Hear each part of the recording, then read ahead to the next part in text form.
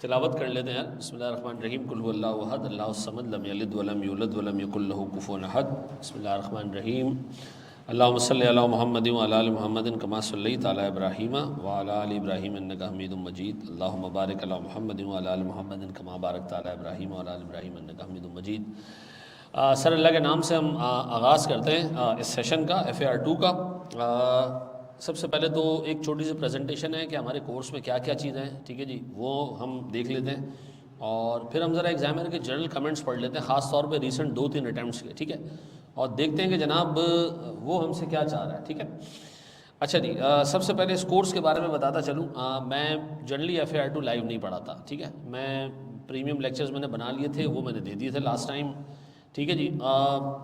पर इस दफ़ा जो है वो मैंने ये सोचा है कि यार इसको प्रॉपरली क्लास में जाके लाइव पढ़ाते हैं, तो शायद मैं ये एक ही बैच पढ़ाऊँ लाइव। आगे जो है वो मुझे नहीं पता कि आगे मैं इसको कंटिन्यू करूँगा या नहीं करूँगा। तो ये पूरा बैच मैं आपको क्लास में यहीं पे बिठा के पढ़ाऊँगा। बस मेरी आपसे इल्तिजा ये है कि यार देखो, मैं FAR 2 इसलिए नहीं पढ़ाता हूँ क्योंकि एक तो मेरे पास टाइम नहीं होता था। अब इस दफ़ा मेरे पास फ़ाइनल का कुछ नहीं है, फ़ाइनल ऑलरेडी सारा रिकॉर्ड हो गया है, वो मैंने दे दिया बच्चों को, वो बच्चे देख रहे हैं, मुझे अब उसमें लेना देना नहीं है। तो मेरे पास एक अच्छा खासा टाइम बच रहा है, तो मैं FAR 2 जो है वो इसलिए इस बैच में मुकम्मल पढ़ाऊँगा एज़ इफ़ कि ये एक मॉडल बैच हो। नहीं, बाद में फिर इसी को हम जो है वो बच्चों को जो है वो पकड़ा दिया करेंगे रिकॉर्डेड लेक्चर्स में, ठीक है। तो इसमें मैं अलिफ से लेके ये तक सारी चीज़ें यही क्लास में आपको पढ़ाऊँगा, ठीक है। अच्छा जी, सबसे पहले हम इस सब्जेक्ट पे बात करते हैं। ये हमारा अकाउंटिंग का 3rd सब्जेक्ट है, ठीक है। एक इंट्रो पढ़कर आ गए हो अगर पढ़ा है तो, ठीक है जी। FAR 1 पढ़ लिया तुमने, अब तुम आ रहे हो FAR 2 पढ़ने के लिए, ठीक है। ये याद रखना मेरे बच्चों, ये एक ठीक ठाक टेक्निकल पेपर है, ठीक ठाक टेक्निकल पेपर है। मतलब मैं सेफली कह सकता हूँ कि इस पूरे सब्जेक्ट के अंदर तकरीबन तकरीबन तकरीबन तकरीबन 720 के करीब कॉन्सेप्ट्स हैं, 720 के करीब ऐसी चीज़ें हैं जो आपको याद रखनी है, ठीक है जी। क्योंकि मैं पूरा कोर्स खंगाल के मैं फ़ाइनल पढ़ाता हूँ। फ़ाइनल में सर इस कोर्स के मुकाबले में 3 गुना बड़ा कोर्स होता है, ठीक है। उसमें तकरीबन कोई 2300-2400 के करीब जो है वो कॉन्सेप्ट्स हैं। यहाँ पर हैं टोटल सर 720 कॉन्सेप्ट्स, क्योंकि मैं तो पूरा स्टैंडर्ड तोड़ के सारी चीज़ें लगा के बैठा हूँ कि यार इसमें ये पढ़ाना है, ये पढ़ाना है, ये पढ़ाना है, ये पढ़ाना है, ये कोर्स में नहीं है। कुल 720 कॉन्सेप्ट्स हैं जो आपने ज़हन में रखने हैं, ठीक है जी। तो ये याद रखना, लोग इसमें इस पेपर में इसलिए फेल नहीं होते कि उनको अकाउंटिंग नहीं आती है। अकाउंटिंग आती है भाई, पीछे 2 पेपर वो अकाउंटिंग के पास करके आ रहा है, लेकिन प्रॉब्लम आती है कि सर जब कॉन्सेप्ट्स इतने ज़्यादा और फिर वो कॉन्सेप्ट्स मिला के पूछता है, ठीक है जी, कि गुड्स डिस्काउंट पे बेचते हैं तो उसकी क्या ट्रीटमेंट है, ठीक है जी। और फिर वो आपको कहेगा कि जनाब आपके गुड्स मल्टीपल पार्ट्स में बिकेंगे। अब उन डिस्काउंट्स को एलोकेट कैसे करना है, उसमें 2-3 कॉन्सेप्ट्स तो जंबल डब होके आते हैं पेपर में, ये मैं आपको बता रहा हूँ, तो बच्चे उसमें फंसते हैं। तो याद रखना प्यारे भाई, अगर आपके कॉन्सेप्ट्स क्लियर है ना, आपको सारी चीज़ें आती है। लास्ट टाइम मैंने प्रीमियम लेक्चर्स दिए कोई 110-12 घंटे के, उसमें सिर्फ कॉन्सेप्ट से प्रैक्टिस इतनी नहीं है। इसी वजह से मुझे लाइव पढ़ाने का हुआ कि यार मैं सारी प्रैक्टिस हर एक चीज़ क्लास में कराऊंगा। मुझे इस कोर्स को कवर कराने में लगभग 160 से 65 घंटे लगेंगे। अदरवाइज अगर इसको इससे कम में पढ़ाया जाए तो इससे इसके साथ फिर इंसाफ नहीं हो सकता, ठीक है जी। सर ये पेपर पहला पेपर है, ICAP का पहला पेपर होता है, यानी इफ्तिताह इससे होती है। इसको बताने का रीज़न क्या है? इसको बताने का रीज़न ये कि कोई भी बंदा अगर पेपर दे रहा होता है ना, तो उसको एंड में रिविजन के लिए टाइम अच्छा खासा मिल जाता है, ठीक है जी। आप आखिरी का पूरा 1 हफ्ता इस सब्जेक्ट को दे सकते हैं, ठीक है। ये याद रखना प्यारे भाई, आपको डबल एंट्री आनी चाहिए, बाकी काम मेरा है। अगर किसी बच्चे ने FAR 1 सिर्फ रीजनेबल हद तक भी पढ़ा है ना, वो FAR 2 आराम से पढ़ सकता है। और यही बात ICAP को हम समझा के थक गए कि इस पेपर में रिस्ट्रिक्शन डालने की लॉजिक क्या है। FAR 1 का कोर्स सिग्निफिकेंटली डिफरेंट है FAR 2 से। FAR 2 सारा टेक्निकल एरिया है, इसमें काम ही नहीं है FAR 1 का सिवाय PP के चैप्टर के, और कोई काम नहीं है। और IAS 8 थोड़ा बहुत आता है इसके अंदर बस, और कुछ भी नहीं है इसके अंदर। अच्छा जी, हमारे पास कोर्स में क्या क्या चीज़ें भैया, इसका कोर्स बड़ा डिफाइंड है, डिफाइंड कोर्स है इसका, सीधा सीधा कोर्स है इसका। सर आपके पास सबसे पहली चीज़ है फाइनेंशियल स्टेटमेंट्स। ये 25 से 35 मार्क्स में सिर्फ 2 टॉपिक्स हैं सर, सिर्फ 2 टॉपिक्स। ये 2 भी मिला गए हैं, ये कंसोलिडेशन और इन्वेस्टमेंट इन एसोसिएट अलग नहीं है, ये एक ही है। 2 ही टॉपिक, कितने मार्क के? 25 से 35। हर अटेम्प्ट में 18 नंबर का सवाल आता है कंसोलिडेशन से, हर अटेम्प्ट में। Pattern is set, 18 marks consolidation. पिछली 5-6 अटेम्प्ट उठाओगे 18 18 18 18 18, सीधा पैटर्न। ठीक है सर, इंडिविजुअल फाइनेंशियल स्टेटमेंट्स, ये क्या है जी? फाइनल अकाउंट्स का नाम सुना सर? फाइनल अकाउंट्स इंट्रो में पढ़ा होगा ना। ये एक फाइनल अकाउंट्स वाला चैप्टर है, लेकिन इसमें फाइनल अकाउंट्स नहीं आते। इसमें आते हैं सर कोई 40 नोट्स हैं जो स्टैंडर्ड ने, जो हमारे लॉ ने डिफाइन किए, 40 नोट्स। उन नोट्स को बनाने के लिए आपको जो है वो देगा। 40 में से 5-6 नोट्स ही ऊपर नीचे आ रहे हैं कितने? 40 के करीब है। मैंने उस दिन काउंट किया तो तकरीबन 40 के करीब छोटे बड़े नोट बन रहे हैं। पेपर में कितने आ रहे हैं? वही 5-6 रिपीट होके आ रहे हैं। तो हमें कितने करने चाहिए? अगर आपने 5-6 किए ना तो वो उठा के 7वां नोट देगा। ठीक है जी, तो ये याद रखना, आपने करने पूरे। ठीक है जी, तो इसके अंदर एक कंसोलिडेशन है और एक इसके अंदर जो है वो आप कह लेंगे एक फाइनल अकाउंट का नोट्स है जो आपने दिमाग में रखना है, बना के जाना है। ठीक है जी।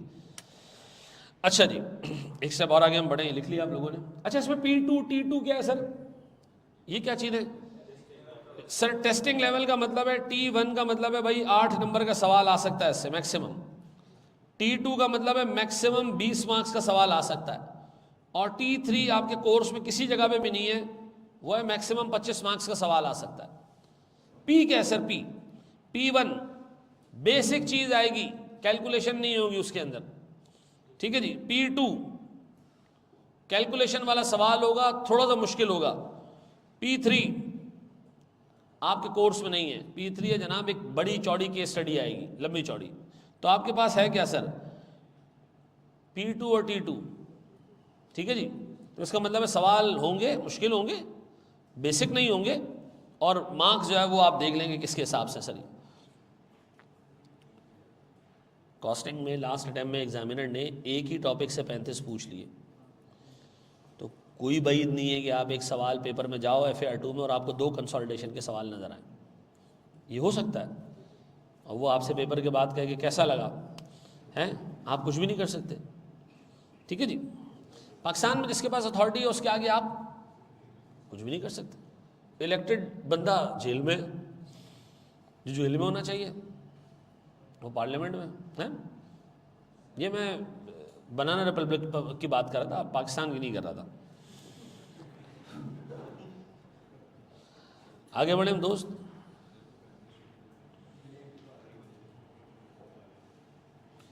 ये कोई पॉलिटिकल बात हम नहीं करेंगे। हाँ जी, फिर हमारे पास आता है जनाब accounting for non current assets. ये भी 25 से 35 मार्क्स का। ठीक है जी। अब इसमें ना नॉन करंट एसेट्स हैं थोड़े स्पेशलाइज्ड नेचर के, वो क्या है वो जरा देख लो सर। ये 4 किस्म के नॉन करंट एसेट्स हैं जिनकी आपने अकाउंटिंग सीखनी है। फाइनेंशियल इंस्ट्रूमेंट्स, शेयर्स, बॉन्ड्स, इस तरह की चीजें। लीज पे जो एसेट आप लेते हो किराए पे, उसकी अकाउंटिंग आपने सीखनी है। इंटेंजिबल्स, ठीक है जी, इसकी अकाउंटिंग आपने सीखनी है। और एग्रीकल्चर का मतलब सर भेड़ बकरियां, पौधे पत्ते, ठीक है जी, इनकी भी अकाउंटिंग आपने सीखनी है। ऐसा है नहीं है? कुत्ता कौन सा एसेट है? बायोलॉजिकल एसेट है या पीपी है? बायोलॉजिकल एसेट जब आप पढ़ोगे ना IAS 41, तो आप पढ़ोगे जी एक एसेट बायोलॉजिकल एसेट की डेफिनेशन में, IAS 41 की डेफिनेशन में जब आता है, रेंज में जब आता है, स्कोप में जब आता है, जब या तो आपने उस कुत्ते को रखा हो मजीद कुत्ते प्रोड्यूस करने के लिए, या उस कुत्ते को रखा हो बेचने के लिए, या उस कुत्ते को आपने रखा हो गोश्त के तौर पे काट के बेचने के लिए। अगर इन तीनों चीज़ों में कोई नहीं है तो फिर वो कुत्ता आएगा पीपी में, और वो कुत्ता डेप्रिशिएट होगा। हाँ हाँ, मैं मजाक समझ रहा हूँ, वाकई बता रहा हूँ। हैं useful life, expected useful life divided, खत्म। 2 दिन बाद तो ये तुम्हारा ये चिलर है जिसको तुम पीपी समझ रहे हो, ये भी गिर के टूट के मर सकता है, इंपेयर हो जाएगा। कुत्ते की इंपेयरमेंट टेस्टिंग भी होगी। हाँ हाँ, पीपी की इंपेयरमेंट टेस्टिंग होती है नहीं होती है? इसका मतलब है जो हमने पर्सनल सिक्योरिटी के लिए कुत्ते रखे होते हैं ये पीपी है। ये भी आप बहुत इंटरेस्टिंग चीज़ें आप पढ़ोगे इसके अंदर, ठीक है ना। SIC का क्या मतलब होता है? देखो, एक स्टैंडर्ड होता है IAS, इंटरनेशनल अकाउंटिंग स्टैंडर्ड्स। पहले इस नाम से आते थे, फिर इसका नाम इन्होंने चेंज कर दिया, इन्होंने कहा IFRS। तो उन्होंने कहा जो पिछले वाले का उसका नाम चेंज नहीं करना, नहीं तो बड़ी कन्फ्यूजन हो जाएगी, उनको रहने दो। आगे से जो अकाउंटिंग स्टैंडर्ड्स आएंगे उनका नाम हम क्या रखेंगे? IFRS। तो अब तक 17 IFRS आ चुके हैं, ठीक है जी। और IAS कितने थे? 41, या आखिरी 41 है, लेकिन इसमें जिंदा सिर्फ 12-13 है, बाकी सब खत्म हो गए, ठीक है जी। तो अब जो स्टैंडर्ड आएगा उसका नाम क्या होगा? IFRS। अच्छा, अब मुझे एक बात बताएं, IFRS में एक पर्टिकुलर अकाउंटिंग ट्रीटमेंट मिसिंग है, नहीं लिखी हुई है उसके अंदर, और वो अभी आई है सामने, प्रैक्टिस में वो सामने आ गई। अब लोग परेशान हैं कि यार इसका अकाउंटिंग ट्रीटमेंट क्या होगा। तो ये लोग जाते हैं जनाब ISB के पास, वो ऑर्गेनाइजेशन जो अकाउंटिंग स्टैंडर्ड्स बनाती है। उसके बाद हम जाते हैं, हम कहते हैं यार ये जो इशू है ना, ये स्टैंडर्ड में एड्रेस नहीं हो रहा, क्या कहेंगे आप इसके ऊपर? तो वो हमसे लेते हैं टाइम कि हमें ढूंढने दो ये स्टैंडर्ड में है या नहीं है। और जब वो कंक्लूड कर देते हैं कि स्टैंडर्ड में नहीं है, तो फिर वो बिठाते हैं अपनी एक कमेटी कि इस पर्टिकुलर इशू का अकाउंटिंग ट्रीटमेंट निकाल दो। अच्छा, वो अकाउंटिंग ट्रीटमेंट आ जाता है। अब वो अकाउंटिंग ट्रीटमेंट को हम नाम देते हैं क्या चीज़? SIC। SIC क्या है? स्टैंडिंग इंटरप्रिटेशन कमेटी के notes. SIC, standing interpretation committee, वो क्या करती है? उस एक इशू के ऊपर एक रूल बना देती है, और फिर अगली दफ़ा जब स्टैंडर्ड रिवाइज होता है तो वो SIC क्या होता है? स्टैंडर्ड का पार्ट बन जाता है, ठीक है जी। जब तक स्टैंडर्ड रिवाइज नहीं हुआ, स्टैंडर्ड अलग, SIC अलग। अब बताओ, ये SIC 32 है वेबसाइट डेवलप करने के ऊपर। किस पे? वेबसाइट डेवलप करने के ऊपर। सॉफ्टवेयर डेवलप करना होता तो सीधा सीधा इंटेंजिबल। अब वेबसाइट डेवलप करने पे पंचायत खड़ी हो गई कि भाई वेबसाइट का ऑब्जेक्टिव क्या है? क्या वेबसाइट इंफॉर्मेशन दे रही है लोगों को? क्या वेबसाइट मार्केटिंग के लिए यूज हो रही है, ऑर्डर लेने के लिए? क्या वेबसाइट इंटरनल एम्प्लॉयज के लिए यूज हो रही है कि वो अपनी इंफॉर्मेशन की नीड्स पूरी कर सके? से मिसाल के तौर पर एक इदारा है ICAP की जो वेबसाइट है वो स्टूडेंट्स की इंफॉर्मेशन के लिए यूज हो रही है, ठीक है जी। मिसाल के तौर पर आप दराज की वेबसाइट उठा के देख लें, तो दराज की वेबसाइट किसके लिए? ऑर्डर लेने के लिए, चीज़ें बेचने के लिए। तो फिर हम करते ये कि यार SIC में हमें ट्रीटमेंट बताया हुआ है कि उस वेबसाइट की कॉस्ट का कौन सा हिस्सा इंटेंजिबल के तौर पे कैपिटलाइज होगा और कौन सा हिस्सा आपने क्या कर देना है? एक्सपेंस आउट कर देना। तो ये हम वहां जाके देखेंगे, ठीक है जी। बड़े मांगे दोस्त, ये चार्ट लिख लिए? अच्छा जी। अच्छा, आप इसमें देखें, ये और ये दोनों कितने मार्क्स के हैं? 8-8 नंबर के। और वाकई एग्जामिनर ने कभी इससे तजावुज नहीं किया, इससे आगे नहीं बढ़ा एग्जामिनर, ठीक है जी। फिर हमारे पास आखिरी पार्ट है अदर स्टैंडर्ड्स एंड एथिक्स। यह है 40 से 50 मार्क्स। मैं बता रहा हूँ मुकद्दस बता रहा हूँ बेटा मैं, जी मैं पूरा पढ़ाऊंगा, ठीक है। 40 से 50 नंबर। बढ़े आगे। अब इसमें है क्या? इसमें बहुत सारे स्टैंडर्ड्स हैं, और ये वो एरिया है जो FAR2 की जिस्ट है पूरी, ठीक है। और इसमें हमारे पास सर ये 6 स्टैंडर्ड्स। रेवेन्यू है हमारे पास, IFRS 15, IFRS 8 है, IAS 12 है, IAS 10 और 37। ये 2 अलग अलग स्टैंडर्ड हैं। हमने इनको एक ही रक्शे में डाल के बिठा दिया है क्योंकि दोनों लिंक्ड हैं आपस में, ठीक है जी। IAS 21 फॉरेन करेंसी से रिलेटेड है, और ICAP का कोड ऑफ एथिक्स भी आपने पढ़ना है। लास्ट अटेम्प्ट में 10 नंबर कोड ऑफ एथिक्स से टेस्ट हुए। अच्छा जी। अच्छा, मैं ना ये पढ़ाने से पहले, ये बताने से पहले ना, मैं थोड़े से पास्ट रिजल्ट शेयर कर लेता हूँ। ये वो पेपर है जिसके रिजल्ट्स गौर से देखना बहुत कंसिस्टेंट है। अगर आप रिजल्ट उठा के देखो ना, गौर से सुनो, बोर्ड पे देखो प्लीज़ यार, ये 5-6 रिजल्ट्स उठा के देखो ना 20 से, इसमें एक भी रिजल्ट ऐसा नहीं है सिवाय 27% के एनॉमली के। आप देखें तो इसका एवरेज तकरीबन कोई 35% के करीब बनता है। इसका मतलब है यार, रीजनेबल पढ़ने वाला बच्चा FAR2 का पेपर निकाल लेता है।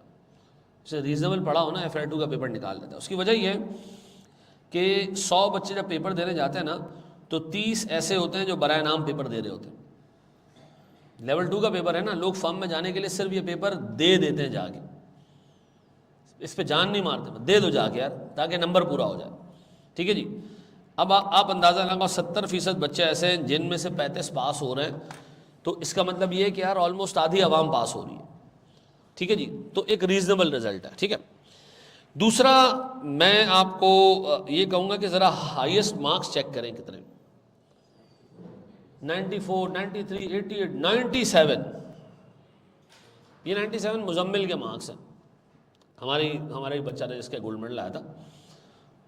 आप बाकी भी देखें यार, 91 मार्क्स, ऐसा कैसे हो सकता है?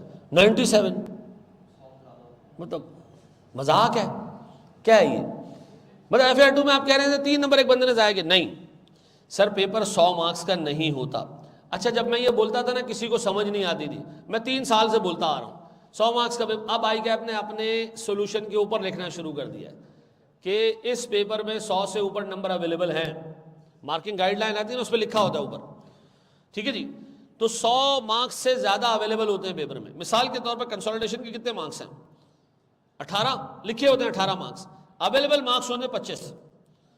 अब ऐसा हो सकता है कि आपने कंसोलिडेशन के सवाल में 2 गलतियां भी कर दी और उसके बावजूद आपको कितने मार्क्स मिल जाए?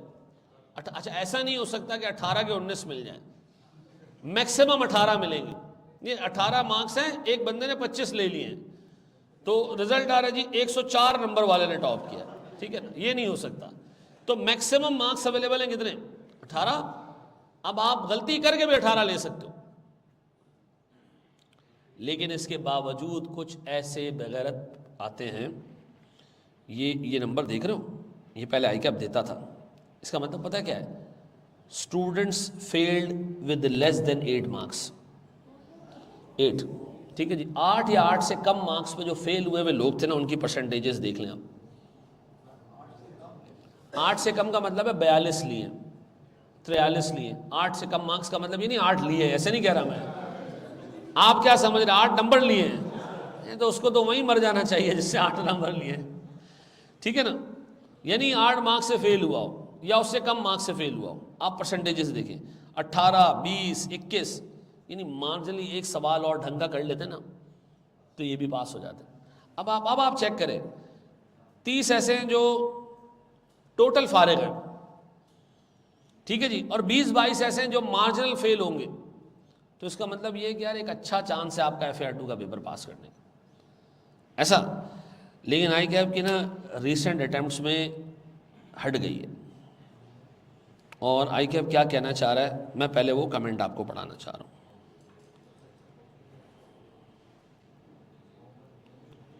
आप ये चेक करो, ये ICAP का लास्ट से लास्ट अटेम्प्ट का कमेंट है, और ICAP ने ना भिगो के जूते मारे इसमें। और इस अटेम्प्ट में ICAP ने ये हरकत की। आपको पता है इस अटेम्प्ट में लीज एक स्टैंडर्ड है। अच्छा, मैं प्रीमियम लेक्चर में लीज का ना फाइनल उठा के दे दिया, फाइनल में जो लीज कराया था ना वही उठा के नीचे दे दिया। तो बच्चों के पास मैसेज आए, ये आपने जो थ्योरी पढ़ाई है ये क्यों पढ़ाई है, कि एक कॉन्ट्रैक्ट लीज है या नहीं है। मैंने इसके ऊपर कोई 20-25 मिनट का एक लेक्चर बनाया। फाइनल में आते हैं इस तरह के सवाल, बच्चे ने कहा इस तरह तो नहीं आता, हमारा तो लीज की अकाउंटिंग आती है। ICAP ने इस दफ़ा 8 नंबर का सवाल दे दिया कि बताओ इस कॉन्ट्रैक्ट में लीज है या नहीं है। और मैं आपको बताऊं, वो एक क्वेश्चन था जिससे मुझे बड़ा मोटिवेट किया गया, यार FAR2 पढ़ाना चाहिए, इसके साथ इंसाफ किया जाना चाहिए इस दफ़ा। ठीक है जी, उसकी वजह ये है कि यार एक तो देखो कोर्स इतना, इसका मतलब 720 कॉन्सेप्ट्स हैं, तरीके से अगर कवर किया जाए तो बाज़ औक़ात अच्छा टीचर भी एक चीज़ मिस कर देता है, क्या नहीं आ रहा और नहीं पूछ रहा है तो छोड़ दो। मैं आपको बताऊं सर, उससे देखे लिखा क्या है, मैं आपको बताता हूँ। 42% रिजल्ट था। ठीक है जी, लास्ट टाइम के मुकाबले में इम्प्रूव हुआ है। A large number of examinees attempted all of the questions which contributed to the overall increase in passing rate. इसका मतलब समझते हो, लोगों को अब ये समझ आ गई है कि यार हर सवाल करके आना है, चाहे आता हो चाहे नहीं आता। आप कैलकुलेशंस खोल दो, उसके अंदर कुछ ना कुछ नंबर निकल आते हैं। ठीक है जी, additionally many examinees achieved high scores with some earning as much as 91 marks. इसका मतलब यहाँ टाई हुआ होगा, 2 लोगों ने 91 लिए होंगे, 3 लोगों ने लिए होंगे, तो फिर एक को गोल्ड मेडल दे दिया होगा। 91 मार्क्स आप देख लें कितने। ठीक है जी, Although some examinees did not pass the exam but performed well on a few questions, selected तैयारी, they were unable to achieve satisfactory results on others. ये थोड़े से बाहर क्वेश्चन आ गए होंगे, अलग आ गए होंगे. अब उससे सबसे इंपॉर्टेंट बात लिखिए. It is important to note that the past papers can be helpful in preparing the exam, but they should not be relied upon exclusively. मैंने पास पेपर कर लिया, एग्जाम में कह रहे हैं फ्यूचर पेपर है, उसका पास पेपर से ताल्लुक नहीं है कोई. ठीक है जी, आगे देखिए क्या लिखा है. As current exam may cover topics and variations that have not been covered in the past papers. आपको मैं बताता हूँ लीज का स्टैंडर्ड है, हर अटेम्प्ट में टेस्ट होता है, आप 2009 से उठाएंगे सवाल, आपको आज 2024 तक मिल जाएंगे. 30-35 सवाल आपको आराम से मिल जाएंगे. कितने % स्टैंडर्ड पास पेपर में कवर्ड है? गैस करो. आधा भी कवर्ड नहीं है, इतने रूल्स हैं उसके अंदर, और अभी तो सर उसने आधा भी कवर नहीं किया. लास्ट टाइम उसने उठा के पूछ दिया, जनाब identify whether this contract is a lease और नॉट. परेशान लोग, पता ही नहीं है चीजों का. हाँ, टीचर यहां तक करा देते हैं कि पास पेपर आपके सॉल्व हो जाएं. देखो, मैं जब टीचिंग करना शुरू कर रहा था ना, तो मेरे टीचिंग के गुरु थे, उससे मुझे एक बात बोली. उसने कहा बच्चे के हाथ में प्रैक्टिस के लिए क्या है? मैंने कहा पास पेपर्स. कहते उसको ये कवर करा दो. तो मैंने कहा यार जो चीज़ें पास पेपर में नहीं है, उसने कहा वो छोड़ दो. मैंने कहा क्यों? उसने कहा बच्चा आखिरी दिन तक आपकी तारीफ करेगा कि यार जो मेरे पास पास पेपर है ना, सब मेरे टीचर ने कराया. यार गाली आपको पड़ेगी एक दिन, वो भी अगर पड़ जाए तो, पास पेपर से अगर बाहर आ गया तो आपको पड़ेगी गाली, अदरवाइज नहीं पड़ेगी. अच्छा, मैंने कहा ये ना करें कि कोर्स पूरा करा दें. तो उसने कहा कोर्स कराओगे तो शायद पास पेपर्स रह जाएं. तो मैंने कहा पास पेपर वो करा दो ना जो ज़्यादा रेलेवेंट है. ठीक है, अपने सवालों में उसको कवर कर लो. उसने कहा नहीं. बच्चा घर जाएगा, उठाएगा, अच्छा पी लिमिटेड तो सर ने नहीं कराया. अच्छा, सर ने अपने सवाल पी लिमिटेड से 10 गुना ऊपर करा दिए, लेकिन पी लिमिटेड नहीं कराया. तो यार नहीं यार, मज़ा नहीं आ रहा यार. अब आप यकीन करो, मैं ऑनेस्टली आपको बताऊं, अब तक इस पूरे प्रोफेशन में 3-4 अटैम्प्ट्स पहले तक ये चीज़ बिकती थी कि यार हम 20 अटैम्प्ट के पास पेपर कराते हैं. एग्जामिनर ने आपको बोल दिया कि यार मेरे पास ये लेके नहीं आओ भाई, चीज़ें पूरी करके आओ मेरे पास, कॉन्सेप्ट अपने पूरे करो. और उसने रीज़न दिया कि यार जो लोग इस दफ़ा पास हुए ज़्यादा, उसका मेन रीज़न क्या है? सारे सवाल अटैम्प्ट किए बच्चों ने. ठीक है जी. अच्छा, अब आप इसको देखो ज़रा इसके साथ. ये इस अटैम्प्ट का, लास्ट अटैम्प्ट का कोई वो है. The pass rate of 41% closely aligns with the prior result of 42%.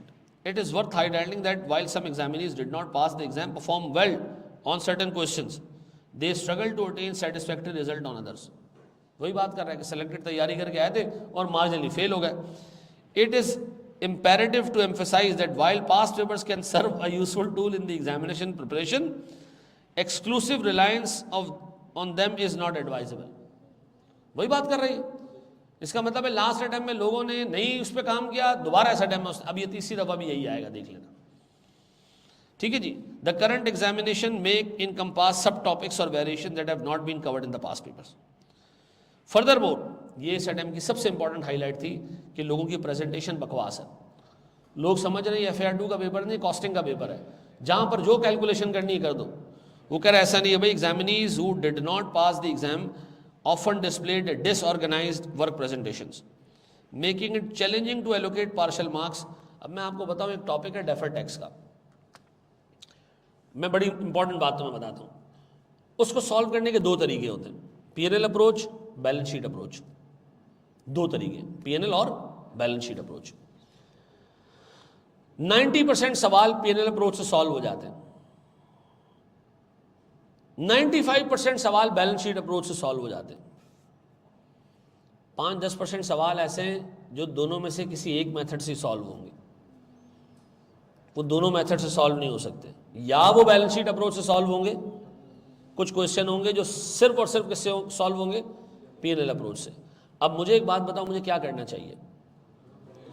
अगर मेरा दोनों पे इक्वली हाथ साफ नहीं है ना, तो इसका मतलब है मैं दावत दे रहा हूँ ICAP को कि यार आप ऐसा सवाल बनाओ जिससे आप मेरा बेड़ा गर्क कर दो. अब अनफॉर्चुनेटली होता ये कि टीचर जिस जिस पर्टिकुलर मेथड से स्टार्ट लेता है ना, उसी पे वो सवाल करवा रहा था, बच्चे का वो मेथड बिल्कुल पॉलिश हो जाता है। और फिर एंड में हम जो है ना रेजिडुअल टाइम देते हैं दूसरे मेथड को, कि इसको इस तरीके से भी कर सकते हैं।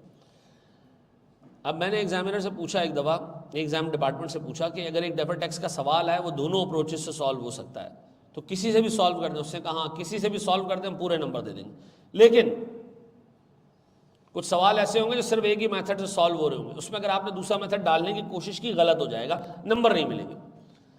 अब होता क्या, पीएनएल अप्रोच है आसान, लोग उस पर काम करना शुरू कर देते हैं। पीएनएल में क्या आती है, ट्रांजैक्शंस आती हैं। ट्रांजैक्शंस क्या होती हैं, इस साल का सेल्स, इस साल का डेप्रिसिएशन। डेप्रिसिएशन का ओपनिंग बैलेंस होता है,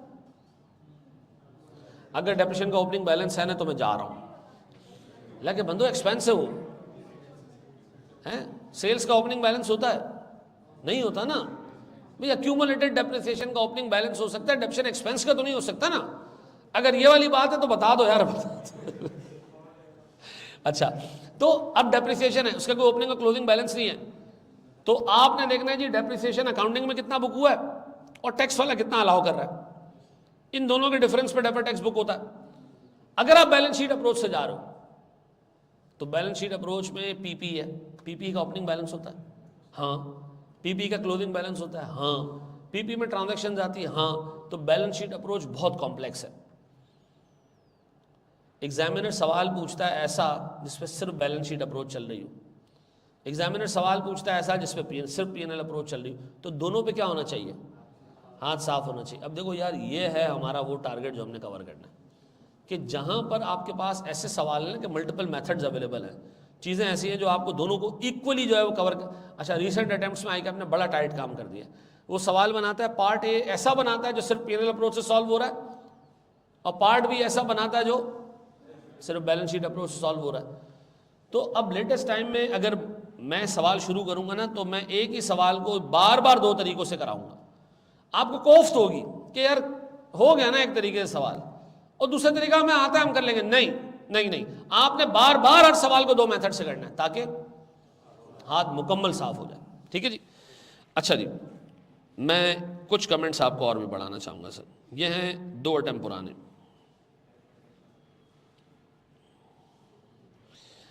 ये कमेंट बढ़ाना चाहूँगा सर। ओवरऑल रिजल्ट 27% है, ठीक है जी। लास्ट 45% था।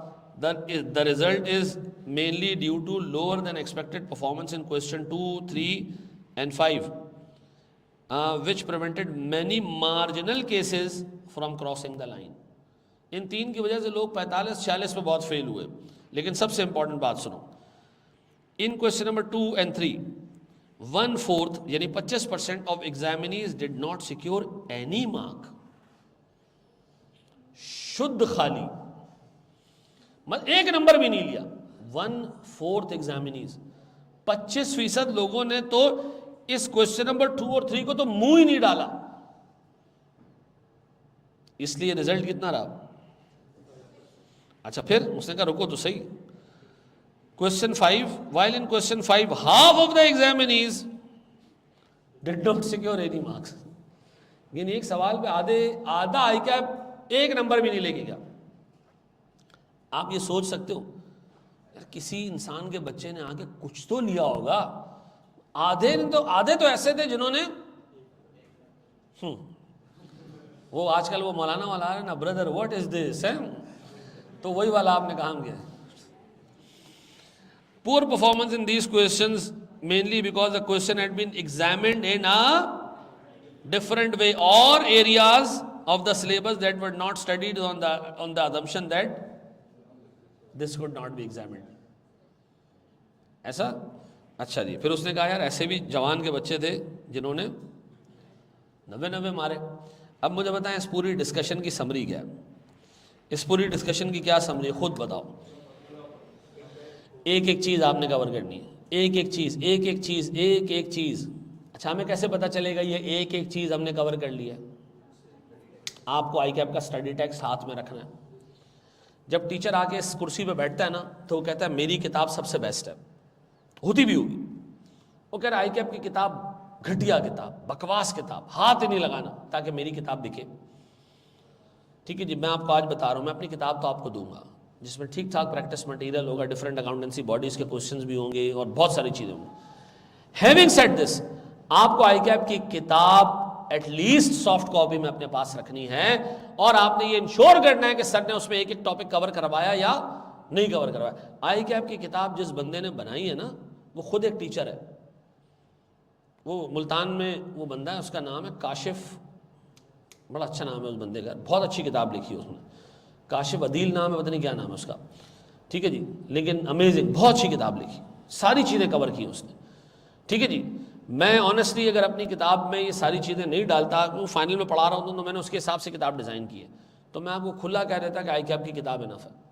लेकिन आईकैप की किताब कॉन्सेप्ट्स के हिसाब से इनफ है, प्रैक्टिस के लिए जो आपको एक्स्ट्रा चीज़ें चाहिए होंगी, लेकिन आपने आईकैप की किताब की एक एक चीज़ को अपने टीचर से कवर करवाना है, ठीक है जी। हाँ, कुछ ऐसी चीज़ें होंगी जो मैं आईकैप की किताब से आपको एक्स्ट्रा पढ़ाऊँगा, और वहाँ आपने मिसत उंगली नहीं करनी है कि ये किताब में नहीं है, आपने क्यों पढ़ाया। आपका एक सवाल मेरी तरफ वैलिड होगा, ये किताब में था, आपने क्यों नहीं पढ़ाया, ये आपका मैं क्वेश्चन लूँगा, इस पर जो है वो मेरा दिमाग नहीं ख़राब होगा, ये आपका राइट है। लेकिन आप मुझे वहाँ पर तंग नहीं करेंगे कि ये चीज़ नहीं थी किताब में, आपने क्यों कराई। अब भाई मैं IFRS 15 पढ़ा रहा हूँ, उसमें मैंने 2 केसेस पढ़ा दिए मॉडिफिकेशन के। एक बच्चे ने कहा यार ये भी तो हो सकता है, अब मैंने ये भी तो हो सकता है कि रिस्पॉन्स में तीसरा मेथड भी करा दिया जिससे पूरी पिक्चर क्लियर हो गई आपको, ठीक है जी। वो तीसरा मेथड आपके कोर्स में नहीं है, किताब में नहीं है, मैंने उस पर 10 मिनट लगा आपको करा दिया, लेकिन उसके बाद आपको क्या हुआ, पूरी पिक्चर समझ आ गई कि यार ये ऐसा रूल बना क्यों है, ठीक है जी। अगर मैं उसको पढ़ाए बगैर निकल जाता ना, तो आपके जहन में कॉन्सेप्ट होता आधा अधूरा, आपको ये होता कि यार ठीक है मैं रट्टा लग गया, ये आएगा तो ये करना है, ये आएगा तो ये करना है। तीसरा समझाने के बाद आपको पूरी पिक्चर क्लियर हो गई कि IASB ने ये रूल क्यों बनाया, तो आपने मेरे साथ थोड़ा इत्मीनान से पढ़ना है, ठीक है जी। अच्छा जी, अब भैया एक स्टेप और आगे हम बढ़ते हैं, और ये एक फजूल बात है, ठीक है जी, आपने करना नहीं है, और बस हमारी अल्लाह से दुआ है कि अल्लाह हमें जो है वो गाइड करे। और इसके बाद हम शुरू करने जा रहे हैं अपना, अभी से ऑफ। अच्छा भैया, हमारी क्लासेस का तरतीब क्या होगी। हमारा क्लास टाइम होगा मोस्टली रमज़ान के बाद इवनिंग का टाइम होगा। इवनिंग का मतलब कोई 3 से 5 के करीब इस तरह मैं क्लास रखूँगा, 3 से 3:30 से 5, 3:30 से 5:30, कंफर्टेबल हो ना इस पर। अच्छा, हफ्ते में हम रखेंगे 5 क्लासेस, ठीक है, 2 दिन हम रखेंगे ऑफ, और मोस्ट प्रॉब्ली वो ऑफ या तो सैटरडे संडे होगा या फ्राइडे और संडे होगा, ठीक है जी। हंगामी हालात में, हंगामी हालात समझते हो, अगर हमें ज़रूरत पड़ी, मैं आपको पढ़ाने के लिए, तो अभी मैं ये तो नहीं कह सकता मैं 70 क्लासों में कोर्स ख़त्म कराऊंगा, 80 क्लासों में, मैं ये कोई भी टीचर अगर वो बता रहा है तो फिर हो गया आपका काम। मैं आपको पढ़ाऊंगा ना तो मुझे पता चलेगा ये ज़मीन कितनी ज़रखेज़ है, इसमें कितनी जल्दी फसल उग सकती है। अगर मुझे ये पता चला ना कि ये तो ज़मीन भी मिली बंजर, ठीक है जी, तो फिर मुझे वक्त लगाना पड़ेगा, ठीक है जी, तो मुझे फिर वक्त लगाना पड़ेगा, उसके लिए मुझे टाइम चाहिए होगा, तो आपने मेरा साथ देना है। मैं ये रिक्वेस्ट करूंगा, ये बैच आपके लिए नहीं है, ये बैच मेरे लिए, ठीक है। मैं इसको एक मॉडल बैच बनाना चाहता हूँ, मैं एक आईकैप की चीज़ इसमें कवर करूँगा। मेरा आपसे गुजारिश ये कि कम से कम क्लास में 15-20 बच्चे मुझे नज़र आने चाहिए, ठीक है जी, ये आप इंश्योर करें, ठीक है। आज हम अपने टर्म्स ऑफ रेफरेंस लिख लेते हैं, ठीक है जी, कि 15-20 बच्चे क्लास में, ये ना हो कि जब पहला जुम्मा आए तो यहाँ बैठे हो 5 बंदे, ठीक है जी, और फिर ये ना हो कि यार इनमें से ये 2 बच्चे आ रहे हो और ये 2 हमारी बेटियां आ रही हो, बस ख़त्म, इसके अलावा बाकी कोई नहीं आ रहा। ये नहीं करना अल्लाह के वास्ते यार। देखो, मैं यकीन करो, बड़ी बात से अल्लाह में बचाए, ऐसी कोई बात अल्लाह हमारे मुंह से ना निकलवाए जिससे अल्लाह नाराज़ हो, लेकिन मैं ऑनेस्टली तुम्हें ये बता सकता हूँ कि जितनी डिटेल में चीज़ें मैं तुम्हें कवर करा दूंगा ना, तो मैं कोई पाकिस्तान में नहीं कवर करा सकता। उसका रीज़न ये है कि यार मैं फ़ाइनल पढ़ाता हूँ, ये सारे टॉपिक्स फ़ाइनल में, ठीक है जी, तो मैं ये सोच के तुम्हें पढ़ाऊंगा कि मैं तुम्हें फाइनल के एग्जाम के लिए तैयार कर रहा हूँ, ठीक है जी। और मैं किसी भाई बाकी उस्ताद भी पढ़ाते हैं, मुझसे बहुत अच्छे लोग पढ़ाते हूँ, मैं किसी की कॉम्पिटेंस पे बात नहीं कर रहा, मैं बात कर रहा हूँ सर इस पर कि यार एक तुम्हें जो रेंज है ना, वो तुम्हारी काफ़ी जो है वो काफ़ी लंबी बड़ी रेंज में तुम्हें चीज़ें करा दूंगा। तुम्हें एग्जाम के सवाल समझ आ रहे होंगे, आसान लग रहे होंगे, दो चीज़ें मुझे तुमसे भी चाहिए। एक कमिटमेंट चाहिए, जो होमवर्क दूं घर जाके करके आओ, रोज़ एक होमवर्क दूंगा। दूसरी कमिटमेंट मुझे ये चाहिए, यार नज़र आओ, यार नज़र आओ। ठीक है जी, आप खुद सोचें यार, आपका महबूब ही ना आए क्लास में, नहीं आप लोग, तो मैं इधर क्या करूंगा बैठ के, हैं कुर्सियाँ देखूंगा। ठीक है जी, मेरा इतना बुरा एक्सपीरियंस रहा है, मैं तुम्हें बता रहा हूँ ना। फाइनल में मैं मार्केट में आके ऐलान कर दिया 100% लाइव क्लास में फिजिकल कोर्स BFD। ठीक है जी, मार्केट वाले मुझे देख रहे हैं, अच्छा फिजिकल पढ़ाएगा, मैंने कहा हाँ फिजिकल 100%। पहले दिन क्लास के अंदर माशाल्लाह 65-60 बच्चा, कुछ टाइम बाद फिजिकल कोई नहीं, और लैपटॉप पे माशाल्लाह मेरे पास 2 लोग आ रहे हैं लाइव। मैं बोल रहा हूँ बताओ इसका परसेंटेज कितना होता है, बताओ, बता ही नहीं रहा कोई। और मेरे मैनेजमेंट का लड़का आया, कह रहा है सर ये 2 आपके अपने कंप्यूटर हैं। ठीक है ना, उसके बाद मैं कर ली तौबा। ठीक है जी, तो मुझे तौबा पे इस दफ़ा मत लेके जाना। ठीक है, तो हमारा टर्म्स ऑफ रेफरेंस क्या है जी, टर्म्स ऑफ एंगेजमेंट क्या है हमारी, कि इस क्लास में मुझे फिजिकल, चलो 10 की जगह 15 की जगह हम नंबर कर लेते हैं 10 का, 10 बच्चे नज़र आने चाहिए। ठीक है, तो मैं आपको जो है ना वो फिजिकल पढ़ाता रहूँगा। ठीक है जी, 10 से कम हो जाएगा, 5-6 रह जाएंगे, तो मैं तब भी आपको लाइव पढ़ाऊँगा, लेकिन मैं फिर क्लास में आना बंद कर दूँगा, घर से आपको लाइव पढ़ाऊँगा। ठीक है जी, ये इसमें मुझे मजबूर नहीं करना, क्योंकि यहाँ की जो लाइटिंग क्वालिटी है ना मेरे घर में ऐसी नहीं है अब, तो मैं खुद यहाँ से पढ़ाना चाह रहा हूँ। ठीक है, तो वो वादा करते हो कि आते रहोगे, बस चलो सही। 4-5 लड़कों का तो मुझे पता है कि वो आते रहते हैं फिजिकल में, मुझे हसन नज़र आ रहा है। ठीक है जी, 2-3 और लोग होंगे जो फिजिकल आएंगे, हैं?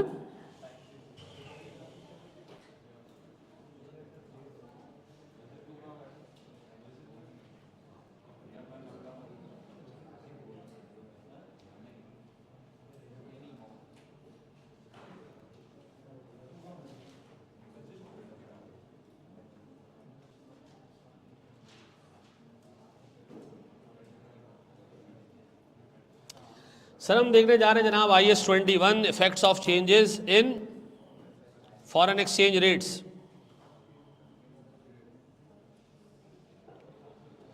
सुनिएगा दोस्त, सर ये स्टैंडर्ड जो है ना वो 2020 से टेस्ट हो रहा है, लेकिन कभी भी ICAP ने इसको 8 नंबर से ज़्यादा टेस्ट नहीं किया। इनफैक्ट 8 नंबर भी एक अटेम्प्ट में टेस्ट किया बस, बाकी जनरली ये क्वेश्चन ये जो एरिया है ना वो अनटेस्टेड ही रहा है। ठीक है जी, तो आप ये कह लें कि जो अनटैप्ड एरियाज है ना उसमें ये वाला स्टैंडर्ड का ऑलमोस्ट 90-95% हिस्सा ऐसा है जो टेस्ट ही नहीं हुआ।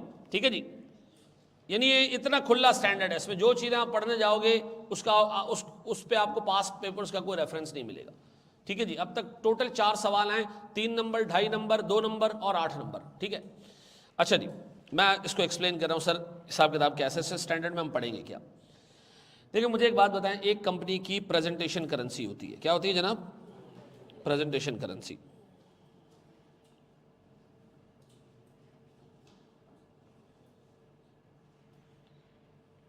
प्रेजेंटेशन करेंसी क्या है जनाब? Currency in which financial statements are to be prepared. ऐसा मुझे बताएं कौन हमें बताता है कि जी आपको किस करेंसी में फाइनेंशियल स्टेटमेंट्स बनाने, कौन बताता है सर? पाकिस्तान में किसने बताया कि रुपीस में बनाने? सर पाकिस्तान में हमें बताया कंपनीज एक्ट ने। कंपनीज एक्ट 2017 ने हमें यह बताया कि पाकिस्तान में आपको फाइनेंशियल स्टेटमेंट PKR में बनाना है, यह आपकी प्रेजेंटेशन करेंसी है। ठीक है जी, ये लॉ में लिखा हुआ है कि जी आपको सारे फाइनेंशियल स्टेटमेंट्स किस में बनाने? PKR में बनाने। लेकिन एक प्रॉब्लम है, क्या मेरी हर एक ट्रांजैक्शन भी PKR में हो रही है? नहीं सर, मैं बाज़ औक़ात कोई चीज़ इंपोर्ट कर रहा होता हूँ, मैं बाज़ औक़ात कोई चीज़ एक्सपोर्ट कर रहा होता हूँ। ठीक है जी, तो याद रखिएगा मेरे प्यारे बच्चों, मैं कुछ चीज़ें इंपोर्ट करूँगा, कुछ चीज़ें एक्सपोर्ट करूँगा, कुछ सेल्स मेरी बाहर हो रही होंगी। ठीक है जी, अब कुछ चीज़ों की फेयर वैल्यू मैं बाहर से डिटरमिन करवा रहा हूँगा, तो बहुत सारी चीज़ें ऐसी हैं जिसमें फॉरेन करेंसी की इन्वॉल्वमेंट है, बहुत सारी ट्रांजेक्शन ऐसी हैं।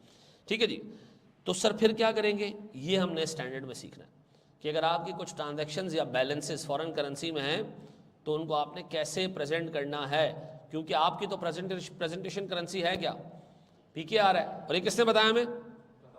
Company act. अच्छा, एक और चीज़ भी होती है सर, मुझे एक बात बताएं, एक चीज़ होती है फंक्शनल करेंसी। ये क्या है जी?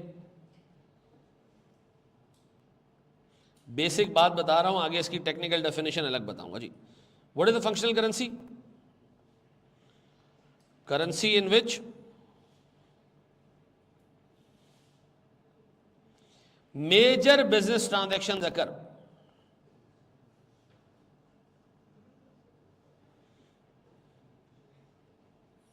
मुझे एक बात बताएं, पाकिस्तान की जितनी भी कंपनी है उनकी फंक्शनल करेंसी क्या है? नहीं, जरूरी थोड़ी है।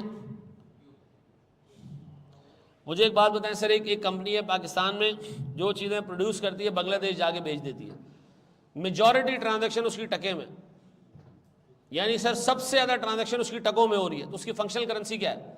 टका। लेकिन पाकिस्तान में रहने की वजह से उसको अपने फाइनेंशियल स्टेटमेंट्स बनाने किसमें? PKR में। स्टैंडर्ड क्या कहता है? स्टैंडर्ड कहता है अपने फाइनेंशियल स्टेटमेंट्स फंक्शनल करेंसी में बनाओ, ये नहीं अकाउंटिंग स्टैंडर्ड। लॉ क्या कह रहा है? नहीं जी, पाकिस्तान में रहना है तो PKR में बनाना है, ऐसा। तो अब आ रहा है प्रॉब्लम, अब आ रहा है इशू। बहुत सारी ट्रांजैक्शन में भी ऐसी हुई हो जो हमारी प्रेजेंटेशन करेंसी में ना हो, तो हमने उसको फिर कैसे दिखाना है ये हम पढ़ेंगे IAS 21। ऐसा मैं बढ़ूँ एक स्टेप आगे। अच्छा देखो, ये जो चीज़ें मैं लिखवाया करूँगा ना, ये आपने लिखनी है, क्योंकि आपके पेपर में 10 नंबर MCQs में आते हैं, ठीक है जी। तो ये छोटी छोटी चीज़ें कवर करने जाने साथ में।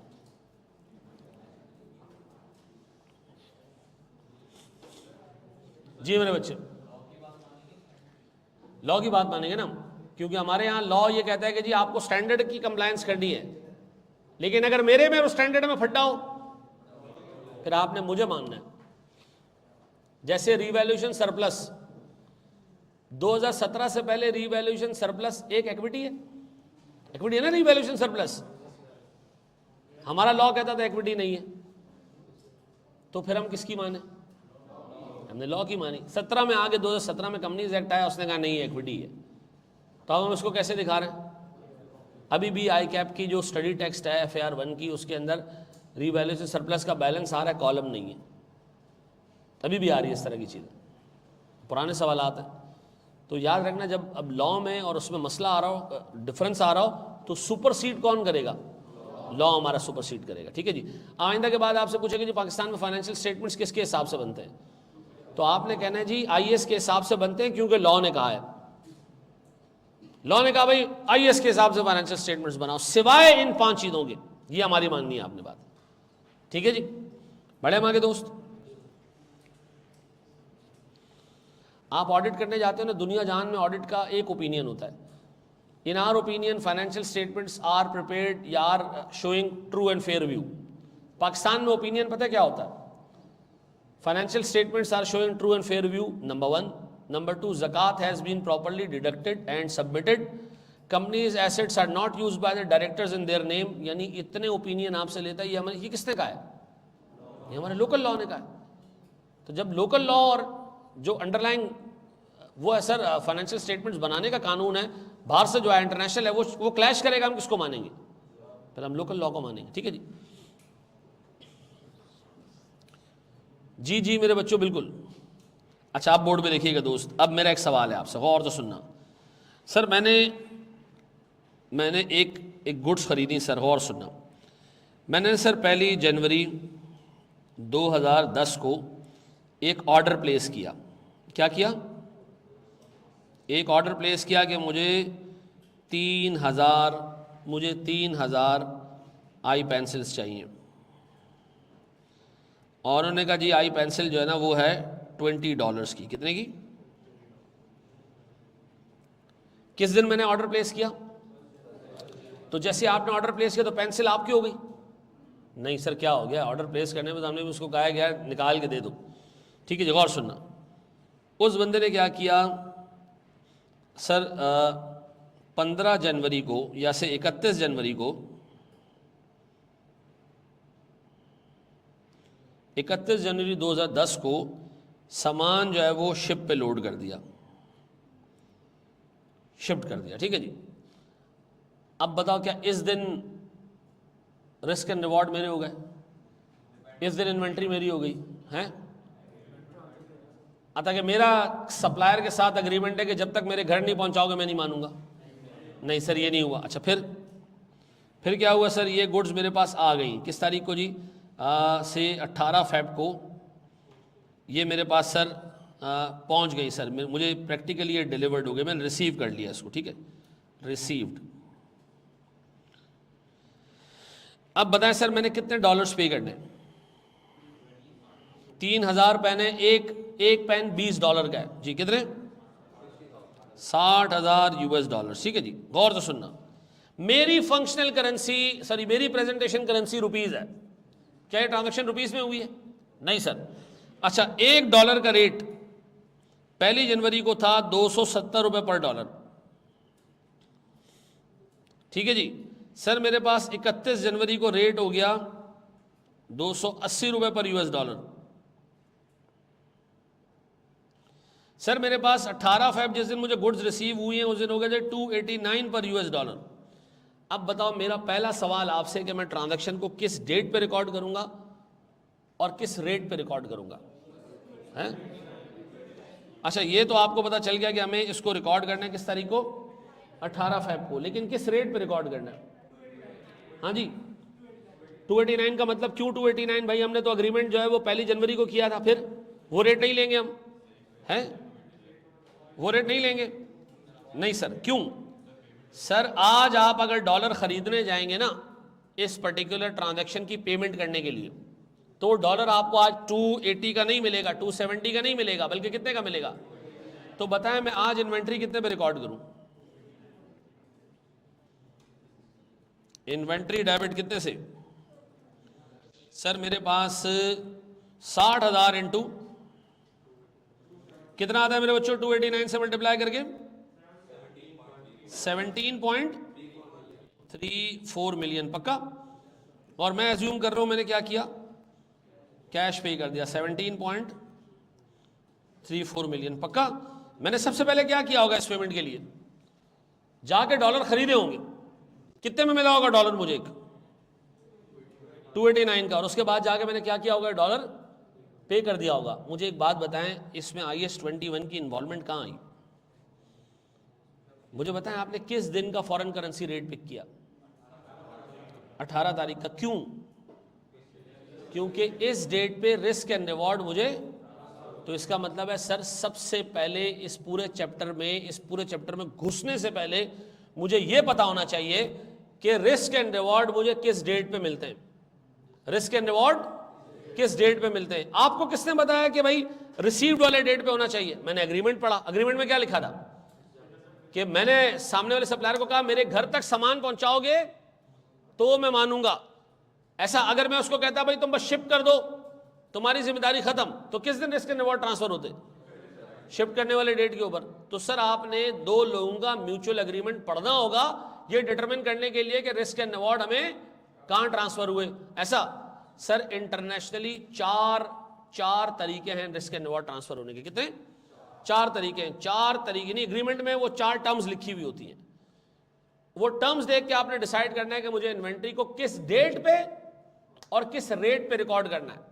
इसका मतलब है IS-21 इज ऑल अबाउट किस डेट पे और किस रेट पे चीजों को रिकॉर्ड करना है। ऐसा ये बात समझ आती है? अब बताएं जी हमें इन्वेंट्री को या कोई भी एसेट जो हमने परचेज किया किस दिन पे रिकॉर्ड करना चाहिए? जिस दिन रिस्क एंड रिवॉर्ड हमें, और रिस्क एंड रिवॉर्ड कैसे ट्रांसफर होगा कैसे पता चलेगा? उसके लिए हमने 4 मेथड्स पढ़ने। अग्रीमेंट में मेथड लिखा होगा मेरा और मिसाल के तौर पर क्या नाम है दोस्त मेरा? अजान और मेरा अग्रीमेंट हो रहा है। मैं जी एक सप्लायर हूं, अजान कस्टमर है। अजान कहता है जी मेरा और आपका अग्रीमेंट है FOB बेसिस पे। किसपे? FOB। बस ये लिख के चला गया। आप FOB है क्या ये आपको पता होना चाहिए। मेरा और अजान का अग्रीमेंट CIF बेसिस पे, तो CIF क्या होता है आपको पता होना चाहिए।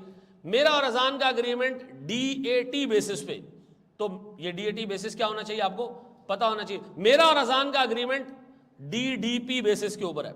तो सर हमने अभी क्या पढ़ना है? 4 तरीके पढ़ने हैं जिससे आपको ये पता चलेगा कि रिस्क एंड रिवॉर्ड कब ट्रांसफर हुआ, ताकि आप उस दिन के रेट के ऊपर जो है वो इन्वेंट्री को रिकॉर्ड कर सकें। पक्का? बड़े एक स्टेप आगे, वो 4 तरीके हम देखिए मेरे बच्चे।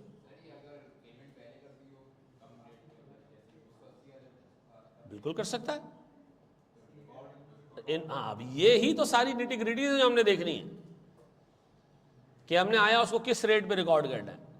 पेमेंट बाद में कर दी तो रेट और बढ़ गया तो फिर इन्वेंट्री को किस रेट पे रिकॉर्ड करना है। ये सारी चीजें स्टैंडर्ड में हमने देखनी है। ठीक है जी। Payment on the date of receipt, payment before the date of receipt, payment after the date of receipt, यही 3 केसेस हमने आगे देखने। ठीक है जी। कौन सा वाला?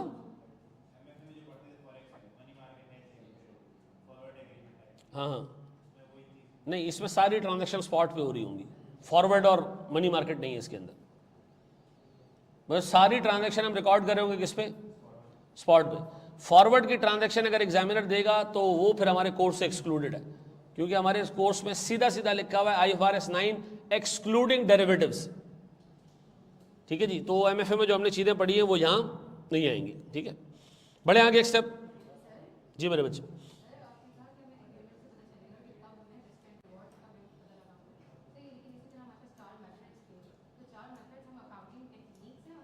नहीं, 4 मेथड्स बेटा इंटरनेशनली एक्सेप्टेड प्रिंसिपल्स है।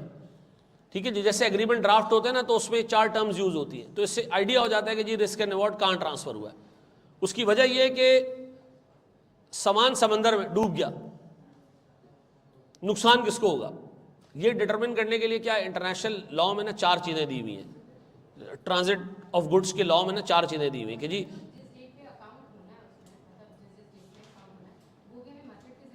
उसी के जरिए से पता चलेगा। ठीक है, मैंने ये 4 तरीके, इन 4 तरीकों के अलावा 5वां तरीका जनरली होता नहीं है, क्योंकि इन 4 तरीकों में सारा हिसाब किताब कवर्ड है। ये 4 तरीके जब पढ़ेंगे ना तो तुम्हें अंदाजा हो जाएगा कि ये मैं बार बार 4 मेथड्स क्यों कह रहा हूँ। इंटरनेशनल इन्हीं 4 मेथड्स को यूज किया जाता है। ठीक है जी। यानी रिस्क एंड रिवॉर्ड, जब 2 लोग आपस में बैठ के ट्रांजेक्शन कर रहे होते हैं ना, सेल परचेज की इंटरनेशनल ट्रांजेक्शन, तो उसमें यही 4 मेथड यूज होते हैं, और 4 के बाहर पॉसिबल भी नहीं है। अभी मैं आपको बता दूं उसका रीजन क्या है। आए बोर्ड पे देखें दोस्त, हम क्या सीखने जा रहे हैं? हम क्या सीखने जा रहे हैं जनाब? Transfer of risk and reward. मेरे प्यारे बच्चों, अच्छा मुझे एक बात बताओ, आप स्टडी टेक्स्ट खोलोगे ना, आपको ये डिस्कशन मिलेगी नहीं, उसमें नहीं मिलेगी आपको। सवाल खोलोगे उसमें आ रहा होगा FOB,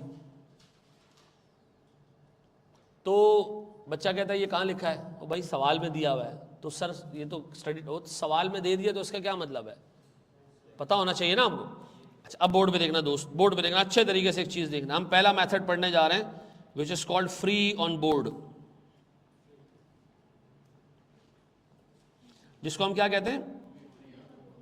FOB बेसिस।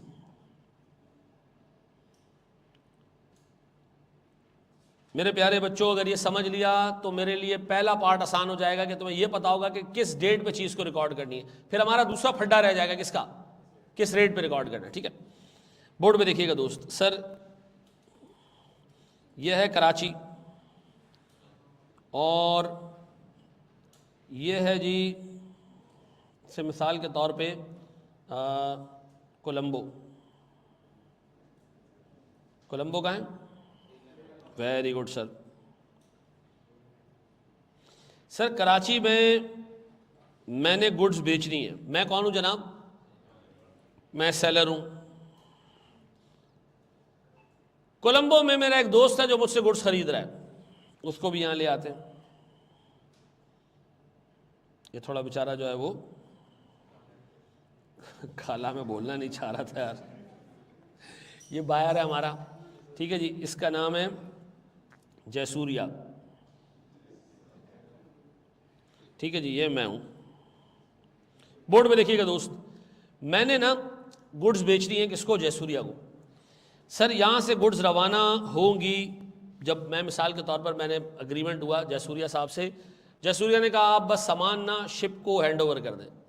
अच्छा, कराची से ना शिप चलना शुरू हुई, मैंने यहीं पर जो है वो गुड्स शिप पे डाल दी, और मैंने जो मतलब शिप का ओनर है, उसको मैंने कहा जी ये गुड्स हैं, ये मैंने आपके हवाले कर दी, ये पर्ची हैं भाई, आप जानो, आपका काम जाना। गौर सुनना, मैंने अपने पोर्ट पे गुड्स का risk and reward hand over कर दिया किसको? बायर को। गौर सुनना, अब मुझे बताएं, रास्ते में फ्रेट है, फ्रेट का मतलब किराया, किराया, और सर दूसरा सर इंश्योरेंस एंड ट्रांजिट।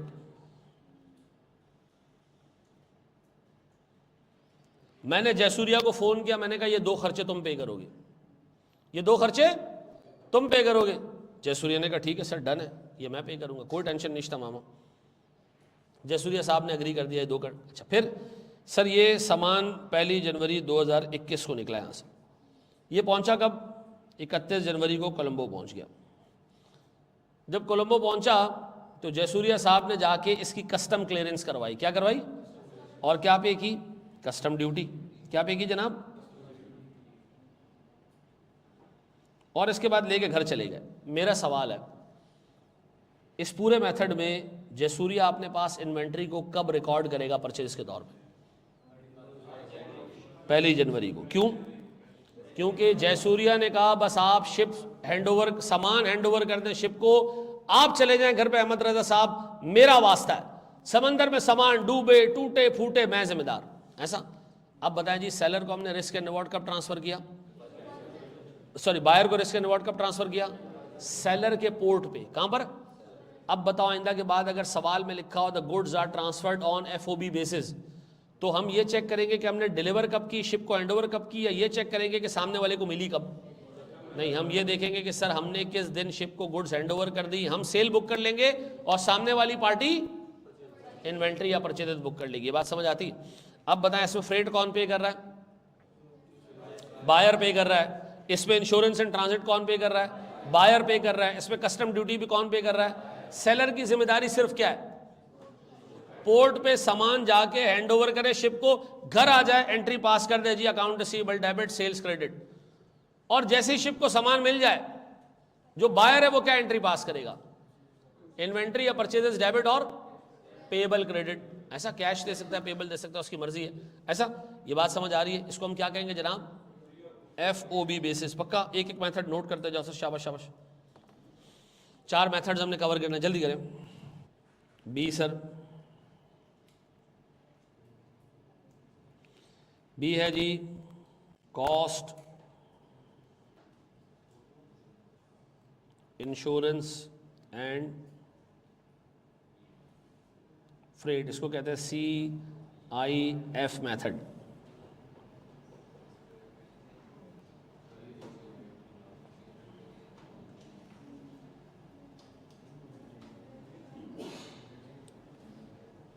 प्यारे बच्चों,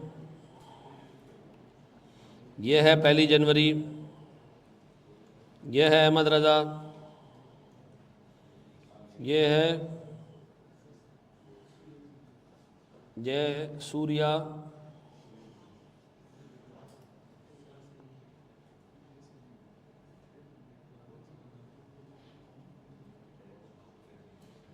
आप बोर्ड में देखना दोस्त, बिल्कुल PDF मिलेगा यार।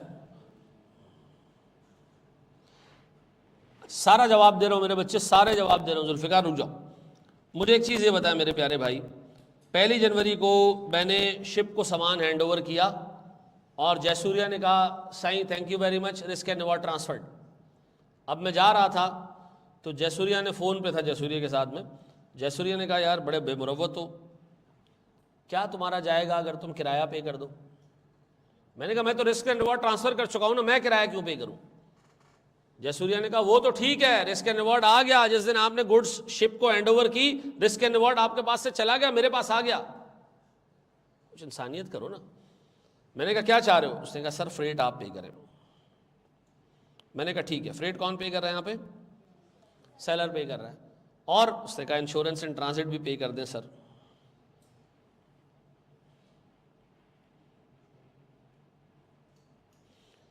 मैंने कहा यार जब मेरी गुड्स नहीं है तो मैं इंश्योरेंस एंड ट्रांजिट क्यों पे करूं? उससे कहा मोहब्बत में पे कर दें सर।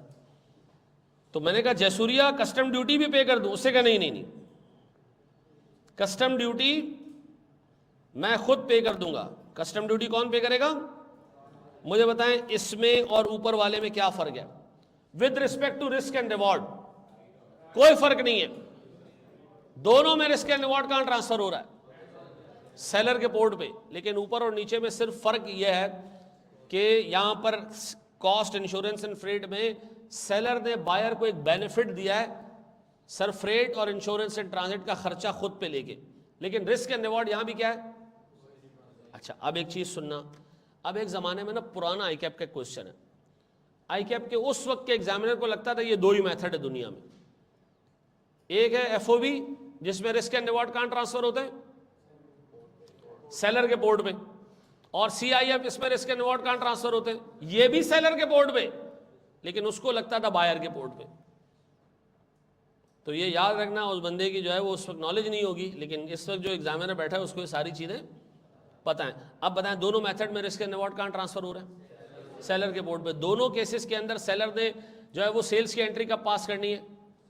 जब हम शिप को हैंड ओवर कर दें, इररिस्पेक्टिव ऑफ द फैक्ट कि आपने फ्रेट और इंश्योरेंस एंड ट्रांजिट के पैसे देने या नहीं देने, इस चीज को हम नहीं देखेंगे। हम सिर्फ किसको देखेंगे कि रिस्क एंड रिवॉर्ड कहां ट्रांसफर हो रहे हैं। हाँ जी, दोनों मेथड्स के अंदर रिस्क एंड रिवॉर्ड कहां है जी? सेलर के पास। ऐसा, सेलर के पोर्ट पे। डन हो गया जी, बड़े आगे हम दोस्त। अच्छा, ऊपर और नीचे वाले मेथड में दो चीजें कॉमन है, कोई बता सकता है वो दो चीजें क्या कॉमन है? एक तो रिस्क एंड रिवॉर्ड जो है वो सेलर के पोर्ट पे जा रहा है, और दूसरा एक बच्ची ने भी बड़ी सेट की बात कही थी, कस्टम ड्यूटी दोनों केसेस में कौन पे कर रहा है? बायर पे कर रहा है। फर्क क्या है दोनों मेथड्स में? सर फ्रेट और इंश्योरेंस एक जगह जो है वो सेलर पे कर रहा है, एक जगह बायर पे कर रहा है, बस। ठीक है जी, इससे रिस्क एंड रिवॉर्ड का कोई ताल्लुक नहीं है।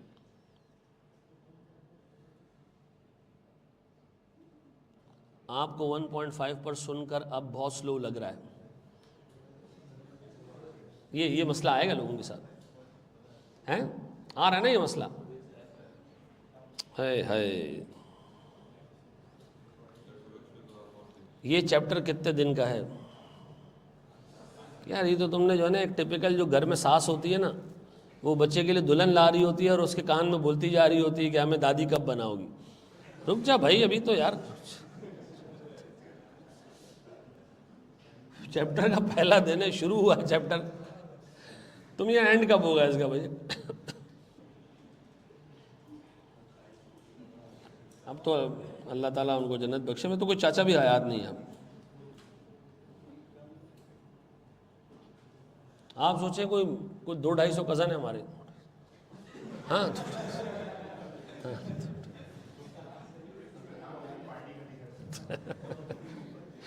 अच्छा जी, बोर्ड पे देखें दोस्त, आप सर सुनना सर, ARM और जयसूर्या सर।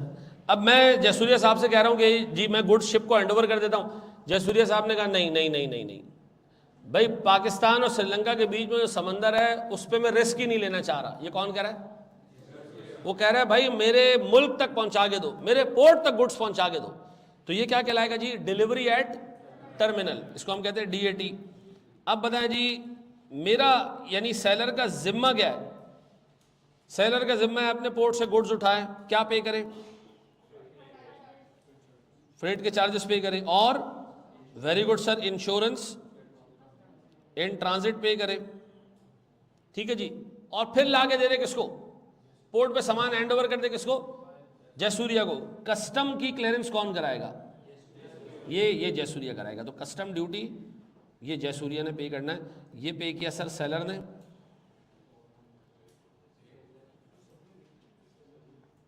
ऐसा। अब मुझे एक बात बताएं, इधर रिस्क एंड रिवॉर्ड कब ट्रांसफर हुआ?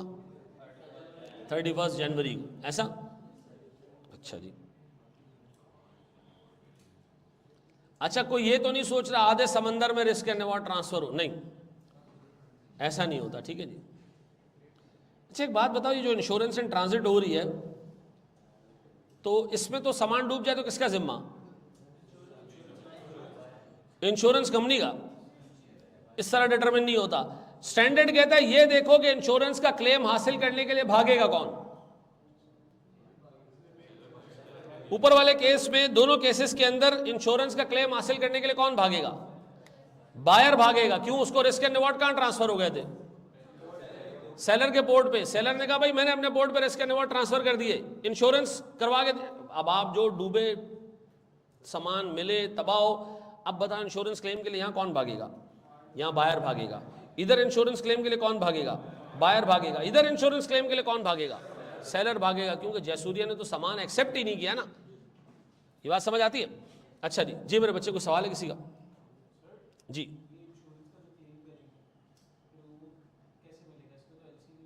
क्या चीज? नहीं, अच्छा देखो, एलसी नहीं होती, बैंक गारंटीज होती है ना। एलसी और बैंक गारंटी ना पेमेंट के लिए होती है, वो सामान के ट्रांसफर करने के लिए नहीं होती है।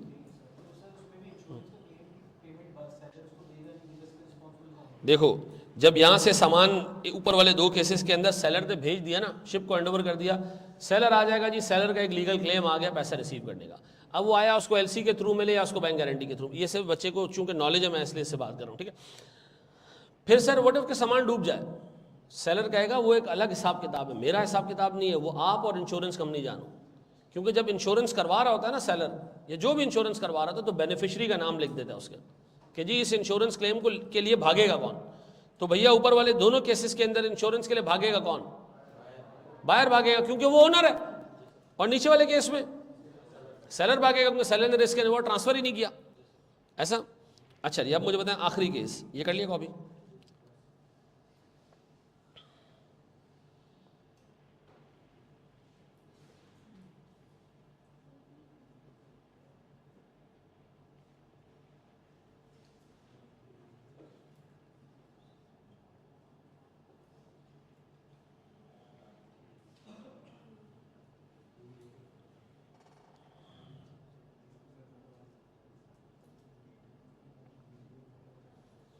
अच्छा जी, हमारी क्लास वैसे कब तक है? 4 बजे तक है ना?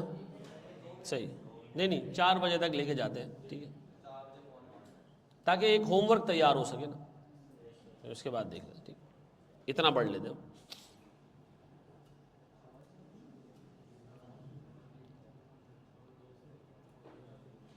चलो मेरे बच्चों, आखिरी केस,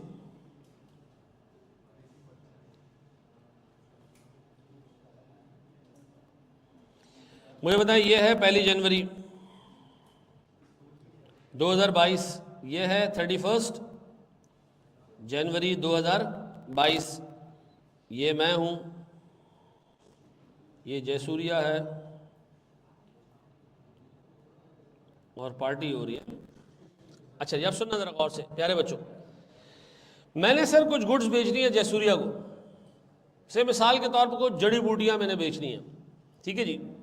तो जयसूर्या ने कहा कि आप ले आए, मैंने कहा ठीक है, मैं जो है ना वो ले आता हूँ आपके पास, आप मुझे बताएं रिस्क एंड रिवॉर्ड कहाँ अज्यूम करेंगे।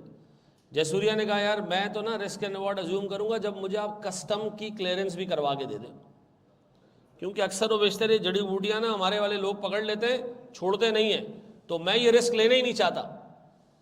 आप एक काम करें, कस्टम की क्लियरेंस करवा के बाद बाहर निकाल के पोर्ट पे, रोड पे आप मुझे रिस्क एंड रिवॉर्ड ट्रांसफर करें। अब मुझे बताएं इधर फ्रेट कौन पे करेगा? सेलर पे करेगा। इधर मुझे बताएं इंश्योरेंस इन ट्रांजिट भी कौन पे करेगा?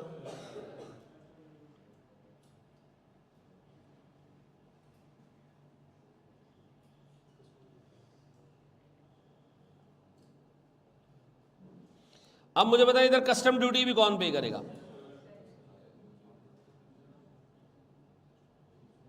ऐसा जब कस्टम क्लियरेंस हो जाएगी तो फिर हम बायर को कहेंगे भाई अब ले जाओ आप इसको। किसी ने अली एक्सप्रेस से सामान मंगवाया है? अली एक्सप्रेस से किसी ने सामान नहीं मंगवाया आज तक?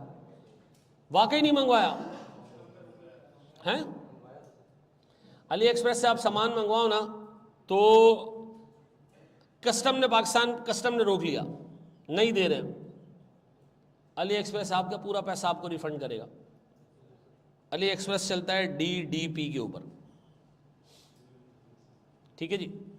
वो आपको कहता है जी मैं कस्टम क्लियरेंस करा के लोकल जो कोरियर कंपनी है ना यहाँ तक पहुँचा दूंगा, इसके बाद आप जानो आपका काम जाने, ठीक है जी।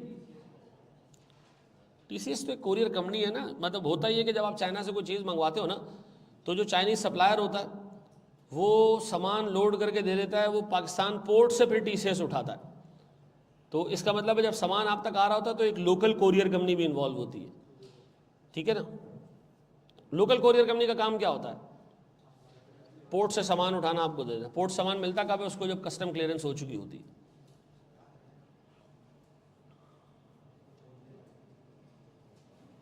मैंने सामान मंगवाया था, पोर्ट वाले ने घुमा दिया। ये सबसे बड़ा मसला है पाकिस्तान में, इसलिए उन्होंने पाकिस्तान के साथ पॉलिसी क्या रखी है? DDP, क्योंकि उनको पता है कि यार यहाँ सबसे बड़ा हरामखोरी का अड्डा कस्टम्स है,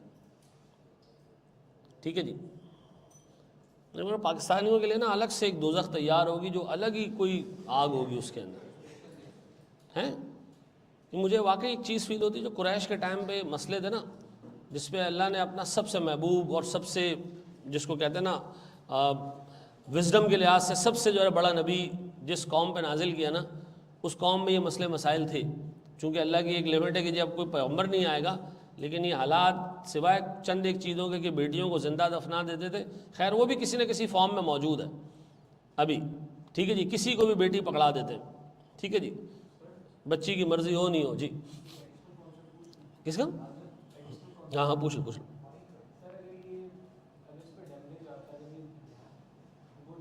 देखो, डैमरेज जब आता है जब तुम्हारे पास कस्टम एक चीज़ क्लियर नहीं कर रही होती है, तो सीधी सी बात है कि डैमरेज आएगा इस केस में तो वो भी सेलर पे करेगा ना, क्योंकि सेलर की ड्यूटी क्या है? कस्टम को मुकम्मल क्लियर करवा के बाहर देना उसको, ठीक है।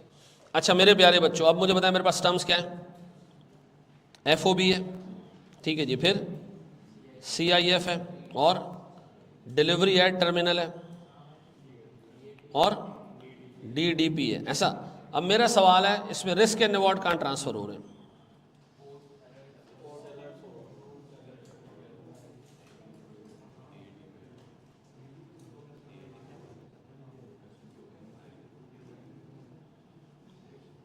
रिस्क एंड रिवॉर्ड जी कहाँ पर जी? सेलर के पोर्ट पे सर, सेलर के पोर्ट पे सर, बायर के पोर्ट पे, और आफ्टर कस्टम क्लियरेंस, ऐसा। ये याद रहेगा मेरे प्यारे बच्चों। हाँ हाँ, पैसे ले लेगा ना उसके, वो सारे पैसे उसमें चार्ज कर लेता ना प्राइस के अंदर। हाँ, इवन लोकल कोरियर कंपनी के पैसे भी प्राइस में चार्ज कर लेता। ऑब्वियसली बात है, उसको पैसे उतने नहीं मिलेंगे। थर्ड एक्सप्लेन कर दें। थर्ड के अंदर आपने बस सामान जो है वो बायर के पोर्ट तक पहुंचाना है, फिर कस्टम क्लियरेंस उसकी अपनी जिम्मेदारी है। बड़े आगे मेरे बच्चों, बस एक छोटा सा कॉन्सेप्ट हम और पढ़ेंगे और फिर हम जो है वो क्लास ऑफ करेंगे, ठीक है।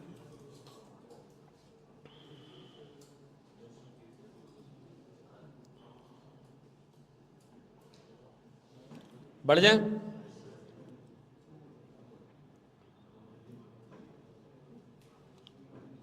बिल्कुल सही कह रहे हो तला। अच्छा जी यार, एक बच्चे ने मुझसे 5 दफ़ा सवाल पूछ लिया, मैं फिर एक्सप्लेन कर देता हूँ। आकाश का बैच मुझसे बिल्कुल अलग चलेगा, ठीक है। मैं पूरा कोर्स पढ़ाऊँगा, आकाश अपना पूरा कोर्स पढ़ाएगा। आपको जिस टीचर से पढ़ना पड़े, ठीक है जी, जिस टीचर से आपने पढ़ना है, आपने आकाश साहब से पढ़ना है, आप आकाश साहब से पढ़ें, ठीक है जी। आपने मुझसे पढ़ना है, आपने मुझसे पढ़ना है, ठीक है जी। वो अपना पूरा बैच अलग चलाएंगे, मैं पूरा बैच अलग चलाऊँगा, ठीक है जी। दोनों में से जिससे आपने पढ़ना पड़े, दोनों ARTT के टीचर हैं, दोनों की फीस मेरे जेब में जाएगी, ठीक है ना। अच्छा, जो मुझसे क्लासेस लेगा उसको आकाश की क्लासेस जो है वो पोर्टल पे मिल जाएंगी, जो आकाश से क्लासेस लेगा उसको मेरी क्लासेस पोर्टल पे मिल जाएंगी, खत्म। सर दोनों में से अच्छा कौन पढ़ाता है? मुझसे शायद बहुत अच्छा पढ़ाता हूँ, ठीक, सीधी सी बात है, ठीक है, खत्म होगी बात।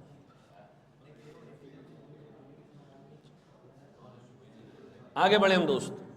शाबाश जी, पोर्टल पर दोनों के लेक्चर होंगे बिल्कुल। बोर्ड में देखना प्यारे भाई, सारी चीज़ें छोड़ दो। एक बात बताओ, आपकी बैलेंस शीट पे एसेट्स भी आते हैं, लायबिलिटीज़ भी आती हैं, और प्यारे भाई प्लीज़ ध्यान दीजिए, इक्विटीज भी आती है, ठीक है। IAS 21 कहता है बैलेंस शीट पे मौजूद सारी आइटम्स को, आइटम्स का मतलब एसेट, लायबिलिटी, इक्विटी, सारी आइटम को IAS 21 कहता है 2 हिस्सों में डिवाइड कर दो। किसमें? 2 हिस्सों में डिवाइड कर दो। यानी balance sheet items,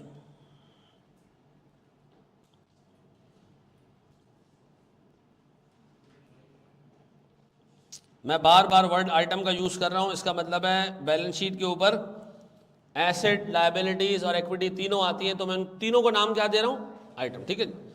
balance sheet items 2 हिस्सों में डिवाइड हो सकती हैं। एक है मॉनेटरी आइटम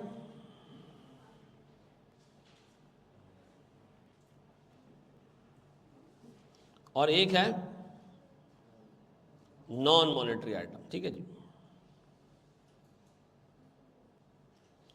गौर से सुनना दोस्त, मॉनेटरी आइटम की एक बहुत ही टेक्निकल डेफिनेशन है कि monetary items are those items that are convertible into fixed and determinable number of currency units. ये आपको घुमा के रख देगा, मैं पहले आसान भाषा में बता रहा हूं।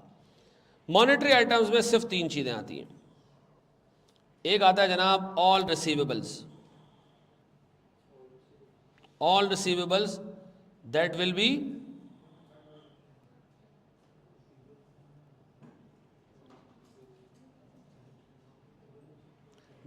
settled in cash, ठीक है जी। फिर all payables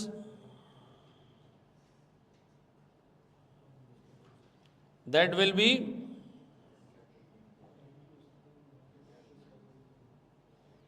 settled in cash, ऐसा। और तीसरी चीज कैश इटसेल्फ। ये क्या है जी? हमारे मॉनेटरी आइटम्स नहीं। अब मैं रीजन बता रहा हूं कि क्या है इसका, ठीक है। बोर्ड पे देखना। मुझे एक बात बताएं, स्टैंडर्ड टेस्ट की बहुत टेक्निकल डेफिनेशन दी है। हमने इसको क्या किया? हमने कहा इस डेफिनेशन पे सिर्फ 3 चीज़ें पूरी उतरती हैं। हमने डेफिनेशन डिस्कस ही नहीं की अभी। वो 3 चीज़ें क्या हैं? वो सारे रिसीवेबल्स जो किस में सेटल होंगे, वो सारे पेबल्स जो किस में सेटल होंगे, और कैश इटसेल्फ। स्टैंड ने कहा ये 3 हैं monetary items as per the definition, ठीक है। इसके अलावा बाकी सारी चीज़ें क्या हैं? अच्छा, नॉन मॉनेटरी का मतलब PP क्या है? Non monetary. इंटेंजिबल्स क्या है? Non monetary. सर वो लायबिलिटी जो कैश में सेटल नहीं होनी, जैसे मिसाल के तौर पर हमने कस्टमर से एडवांस लिया है, उसको हमने क्या देना है आगे?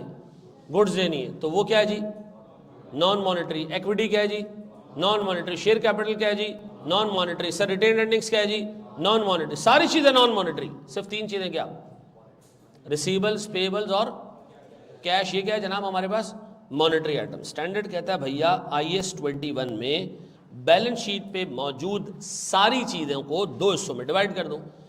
जो मॉनेटरी आइटम्स हैं, सर इनके ऊपर IAS 21 आपने अप्लाई करना है।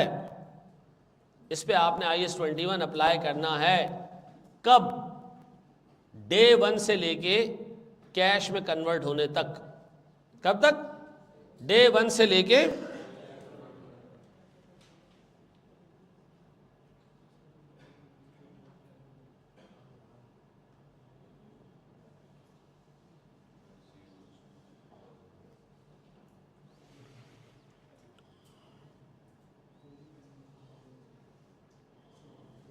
अच्छा एक बात बताओ, बैंक कहाँ आएगा? बैंक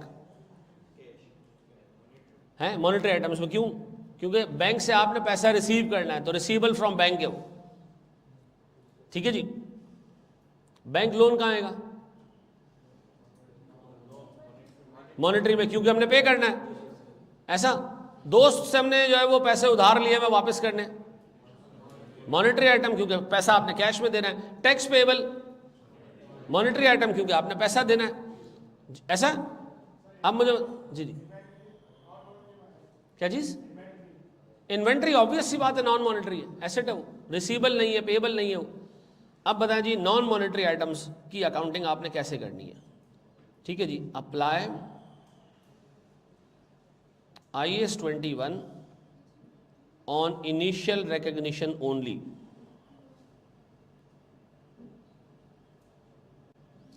बस इस पे डे 1 पे IAS 21 अप्लाई करना, बार बार नहीं करना। अब उसका रीजन क्या है अभी एक्सप्लेन कर देता हूं, ठीक है। इस पे क्या करना है आपने, IAS 21 कब अप्लाई करना है, पहले दिन, बस उसके बाद बार बार नहीं अप्लाई करना, ऐसा।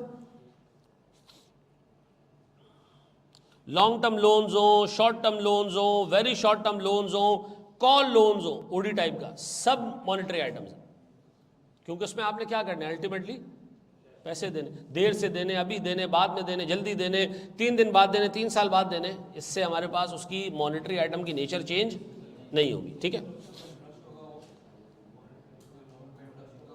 तो क्या इंटरेस्ट एक पेबल है, तो मॉनेटरी आइटम बन गया, खत्म।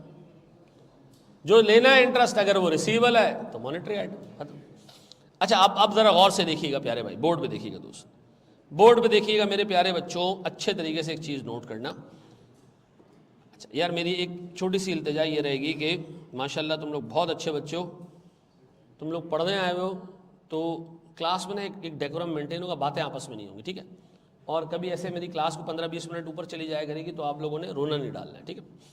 अच्छा, मुझे एक चीज़ ये बताएं, मैं अगर आपसे एक सवाल पूछूं, मैंने ना सर 1 जनवरी को, गौर से सुनना, $5,000 का इन्वेंट्री खरीदी। कितने की? $5,000 की इन्वेंट्री खरीदी, ठीक है जी। मैंने इसकी पेमेंट की है,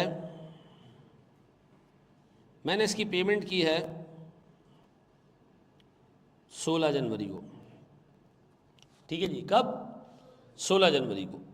सर मेरे पास जो रुपी टू $, था, $1 जो है ना वो 260 का था जब मैंने इन्वेंट्री खरीदी, और सर ये 278 का हो गया जब मैंने इन्वेंट्री के लिए पैसे पे किए। ऐसा गौर से सुनना प्यारे भाई, अच्छे तरीके से एक चीज़ सुनना। अब बताओ, मैं अपने पास 1 जनवरी को, जिस दिन मुझे इन्वेंट्री के रिस्क एंड रिवॉर्ड मिल गए, मैं उस दिन क्या एंट्री पास करूंगा? 1 जनवरी को एंट्री पास करूंगा क्या चीज़? इन्वेंट्री डेबिट, ना कैश पे ही नहीं किया ना भाई, इन्वेंट्री डेबिट $5,000 मल्टीप्लाई बाय 260, क्या आ रहा है प्यारे भाई? 1.3 मिलियन। और मेरे पास क्या चीज़? अकाउंट पेबल, कितना जी? $5,000 इंटू 260, दैट इज 1 मुझे बताएं इस ट्रांजैक्शन में कितने मॉनेटरी आइटम्स और कितने नॉन मॉनेटरी आइटम्स हैं? एक अकाउंट पेबल है जो कैश में सेटल होना है, तो ये तो मॉनेटरी हो गया। इन्वेंट्री क्या है? Non monetary. तो हमने तो कहा इन्वेंट्री को बस उसके बाद आपने कुछ छेड़ना ही नहीं है, पहले दिन ही IAS 21 अप्लाई कर दिया आपने, बस खत्म। अब बताएं जी, पेमेंट की बारी आई। पेमेंट किस तारीख को करनी है? 16 जनवरी को। 16 जनवरी को जब आप पैसे पे करने गए तो उस दिन तो डॉलर का रेट क्या हो चुका है? 278 बढ़ गया, 18 रुपए से डॉलर बढ़ गया। तो क्या करूं मैं? सर मेरे पास कैश क्रेडिट कितना? सर 5,000 इंटू 278, ऐसा किया नहीं किया? बढ़ गया अमाउंट, ऐसा कितने बन गई?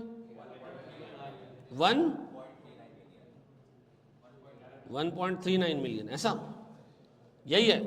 बताओ अकाउंट पेबल कितने पे रिकॉर्डेड था? 1.3 मिलियन पे, ऐसा। तो सर मैंने तो 1.3 मिलियन पे करने थे ना? नहीं भाई, आपने तो डॉलर पे करने, और डॉलर का रेट क्या हो गया? डॉलर पे करने की जो लायबिलिटी एक मॉनेटरी आइटम थी। अब आप बताएं, आपने मॉनेटरी आइटम का रेट चेंज कर दिया। जब आप पेमेंट करने गए तो आपने 270 पे नहीं, 260 पे नहीं, बल्कि यार ये तो आप दोनों ना कंटिन्यूसली बातें कर रहे हो, मैं दोनों को बार बार देख रहा हूँ। या तो भाई आप ना हो क्लास में, आओ तो बैठो तो यार सुकून से तो बैठ जाओ ना। हाँ जी, अब बताना सर मेरे पास जो मॉनेटरी आइटम होने की वजह से मैंने क्या किया, इसको रीमेजर कर दिया। लायबिलिटी की वैल्यू 13 लाख थी, हमने उसकी जगह पेमेंट कितनी कर दी? 13,90,000, ऐसा। तो मुझे बताएं इन दोनों का डिफरेंस क्या है? एक्सचेंज लॉस कितने का जी? 90,000 का। कितने का? अच्छा, आप चाहो तो ये एंट्री 2 हिस्सों में भी बना सकते थे। गौर से सुनना, नहीं लिखो। मैं चाहता ये एंट्री 2 हिस्सों में बनाता। मैं कहता जी मेरे पास जो लायबिलिटी है, जो रिकॉर्ड हुई है लायबिलिटी, वो रिकॉर्ड हुई है भैया 5,000 इंटू 260 जो कि 13 लाख पे रिकॉर्डेड है। अब जब मैं पेमेंट करने जा रहा हूं तो इसका रेट बढ़ चुका है, कितना हो चुका है? तो इसका मतलब है मुझे अपनी लायबिलिटी को रीमेजर करना चाहिए। क्या करना चाहिए? रीवैल्यू करना चाहिए। कितने पे रीवैल्यू करना चाहिए? क्या आ रहा जी? 13,90,000 रीवैल्यू करेंगे तो लायबिलिटी बढ़ गई। कितने से बढ़ गई? तो ये अच्छी बात है कि आपकी लायबिलिटी बढ़ गई, या बुरी बात है? बुरी बात है भाई, सीधी सी बात है। अगर आपको को कहे 13 लाख देने और अगले दिन आके आपको कहे सॉरी 13,90,000 देने, तो आप खुश होगे? नहीं सर, तो मुझे बताइए लॉस हो गया मैं। अब बताएं, हम चाहते तो पहले इस लायबिलिटी को रीमेजर कर लेते। कैसे? मैं कहता जी मेरे पास एक्सचेंज लॉस डेबिट कितने से? 90,000 रुपए से, और मैं क्या करता, अपनी लायबिलिटी को पहले बढ़ा देता। लायबिलिटी यानी अकाउंट पेबल कितने से? 90,000 से, और फिर क्या करता मैं? फिर इस लायबिलिटी को पे कर देता। क्या करता मैं? अकाउंट पेबल डेबिट कितने से? 13,90,000 से, और मेरे प्यारे बच्चों कैश क्रेडिट कितने से? 13,90,000 से। मेरा बड़ा बेसिक सा आपसे एक सवाल है, मुझे बताएं, आपने इन्वेंट्री को तो डे 1 पे रिकॉर्ड करके तलाक दे दी, आपने लायबिलिटी को क्या किया? जब तक पेमेंट नहीं हुई आप उस लायबिलिटी को क्या करते रहोगे? रीमेजर करते रहोगे। क्या करते रहोगे? रीमेजर करते रहोगे। क्यों? क्योंकि लायबिलिटी क्या है? लायबिलिटी क्या है? मॉनेटरी आइटम है। मॉनेटरी आइटम को कब तक IAS 21 के लिए जो है ना वो रीमेजर करते रहना है? जब तक कि वो कैश में कन्वर्ट नहीं हो जाते। ऐसा। अब बताएं, हमारी बुक्स में अगर कोई फॉरेन करेंसी रिसीवेबल आ रहा है, अगर कोई फॉरेन करेंसी पेबल आ रहा है, या फॉरेन करेंसी के कैश में यूनिट्स हैं, डॉलर्स पड़े हुए, तो इन तीनों को जब तक के ये रुपये में कन्वर्ट नहीं हो जाते, पे नहीं हो जाते, सेटल नहीं हो जाते, हम इनको क्या करते रहेंगे? रीमेजर करते रहेंगे। जब जब जब जब हमारी रिपोर्टिंग डेट आएगी, जब तक हम इसको सर अपनी बुक्स में कैरी करेंगे, इसको क्या करते रहेंगे। लेकिन नॉन मॉनेटरी आइटम को क्या करेंगे? सर डे 1 पे रिकॉर्ड करके छोड़ देंगे। लेकिन इसकी एक बहुत बड़ी एक्सेप्शन है जो आगे आ रही है। अब बताएं जी, IAS 21 ने हमसे क्या कहा? बैलेंस शीट पे जितने आइटम हैं उसको क्या करें? 2 हिस्सों में डिवाइड कर दें। हमने कहा कौन से 2 हिस्से? उसने कहा वो सारे फॉरेन करेंसी लोन्स जो कि आपने पे करने हैं फ्यूचर में, उसके लिए आपने फॉरेन करेंसी पे करनी है, वो सारे फॉरेन करेंसी रिसीवेबल्स जिसमें आपको पैसे मिलने, और फॉरेन करेंसी, इन तीनों को आपने हर रिपोर्टिंग डेट पे, यानी जब तक ये सेटल नहीं हो जाते, रुपये में कन्वर्ट नहीं हो जाते, आपने हर दफा इसको क्या करना है? रीमेजर करना है। सर फिर उसने कहा नॉन मॉनेटरी आइटम, उसने कहा दुनिया का इसके अलावा हर आइटम, वो क्या है? नॉन मॉनेटरी आइटम को आपने क्या करना है? सिर्फ डे 1 पे रिकॉर्ड कर देना है IAS 21 अप्लाई करके, और उसके बाद आपने उसको छेड़ना नहीं है। अच्छा मुझे एक बात बताएं, मैंने गुड्स खरीदी कितने की? 13,90,000 की, लेकिन गुड्स को रिकॉर्ड कितने पे किया? 13 लाख पे। तो इसको बाद में हमने बढ़ाया क्यों नहीं है? टेक्निकल रीजन देना, फजूल नहीं। अच्छा मुझे एक बात बताओ, अगर मैं पेमेंट डे 1 पे कर देता तो कितनी होती? 13 लाख। देर से पेमेंट करने की वजह से मुझे कितने पैसे ज्यादा देने पड़े? तो exchange loss is a type of financing cost. ये क्या है जी? Exchange loss is a type of, यानी आप टेक्निकली सूद है। देर से पैसा देने की वजह से आपको क्या करना पड़ा? ज्यादा देना पड़ा, कम देना पड़ा, तो it's a type of financing cost. ठीक है जी। गेन है, हमारी इनकम है, हमारी फाइनेंसिंग कॉस्ट कम हो जाएगी उससे। ठीक है। नहीं ये हमने देखो रिपोर्टिंग डेट तो लेके ही नहीं है ना बीच में हम। हाँ वो वेरिएशन आपको अकाउंटिंग कहता है कि जी आप एटलीस्ट रिपोर्टिंग डेट पे करो, अदरवाइज आप रोज करते रहो रीमेजर, कोई टेंशन नहीं। ठीक है जी। हाँ जी। अब प्यारे बच्चों बताओ what is a monetary item? Sir हमने इसकी टेक्निकल डेफिनेशन नहीं देखी, हमने सिर्फ बैलेंस शीट के 3 आइटम्स उठाए and we classified them as monetary items. Number 1 foreign currency receivables that will be settled in cash, foreign currency payables that will be settled in cash. अच्छा ये याद रखना, फॉरेन करेंसी का word मैं use कर रहा हूँ। मॉनेटरी आइटम की डेफिनेशन में सिर्फ क्या है? Receivables that will be settled in cash, payables that will be settled in cash, और सर कैश इटसेल्फ। ये 3 हो गए मॉनेटरी आइटम्स। बाकी सारे क्या हैं? Non monetary items. क्लासिफिकेशन करने का रीजन IAS 21 कहता है जब मुझे अप्लाई करने जाओगे तो सारे आइटम्स पे डे 1 पे अप्लाई करना, लेकिन मॉनेटरी आइटम्स पे आप जब तक वो सेटल नहीं हो जाता आपने उसको कंटिन्यूअसली अप्लाई करते रहना, पक्का जी। अब बताएं जी, ये एक्सचेंज लॉस था, ये हमें कैसे पता चला? लायबिलिटी का बढ़ जाना लॉस है यार, ठीक है जी। अगर इधर रेट कम हो जाता तो गेन हो जाता, हम कहते हैं यार पैसे कम देने। जी मेरे बच्चे, हाँ, नहीं नहीं नहीं नहीं नहीं, बिल्कुल भी नहीं। बोरिंग कॉस्ट कब कैपिटलाइज होता है? जब कंस्ट्रक्शन चल रही होती है, ठीक है जी, सेट है, कोई मसला नहीं जी। जी मेरे प्यारे जी, नहीं नहीं नहीं नहीं, इन्वेंट्री पर रिकॉर्ड हो गई, कहानी खत्म। अब पैसे देर से देने से आपको फायदा है नुकसान हो, वो फाइनेंसिंग कॉस्ट है आपकी, ठीक है जी, उससे कोई ताल्लुक नहीं है। आप ऑफ करनी है, चलो जी ऑफ कर लें यार। थैंक यू वेरी मच जी, आप बड़े पेशेंट रहे यार, सुकून से। तो इंशाल्लाह अब हमारी मंडे को क्लास होगी, संडे आप अपनी छुट्टी एंजॉय करें, ठीक है। मेरी क्लासेस संडे को नहीं हुआ करेंगी, ठीक है। आपकी भी फैमिली है, मेरी भी फैमिलीज हैं, ठीक है जी, हैं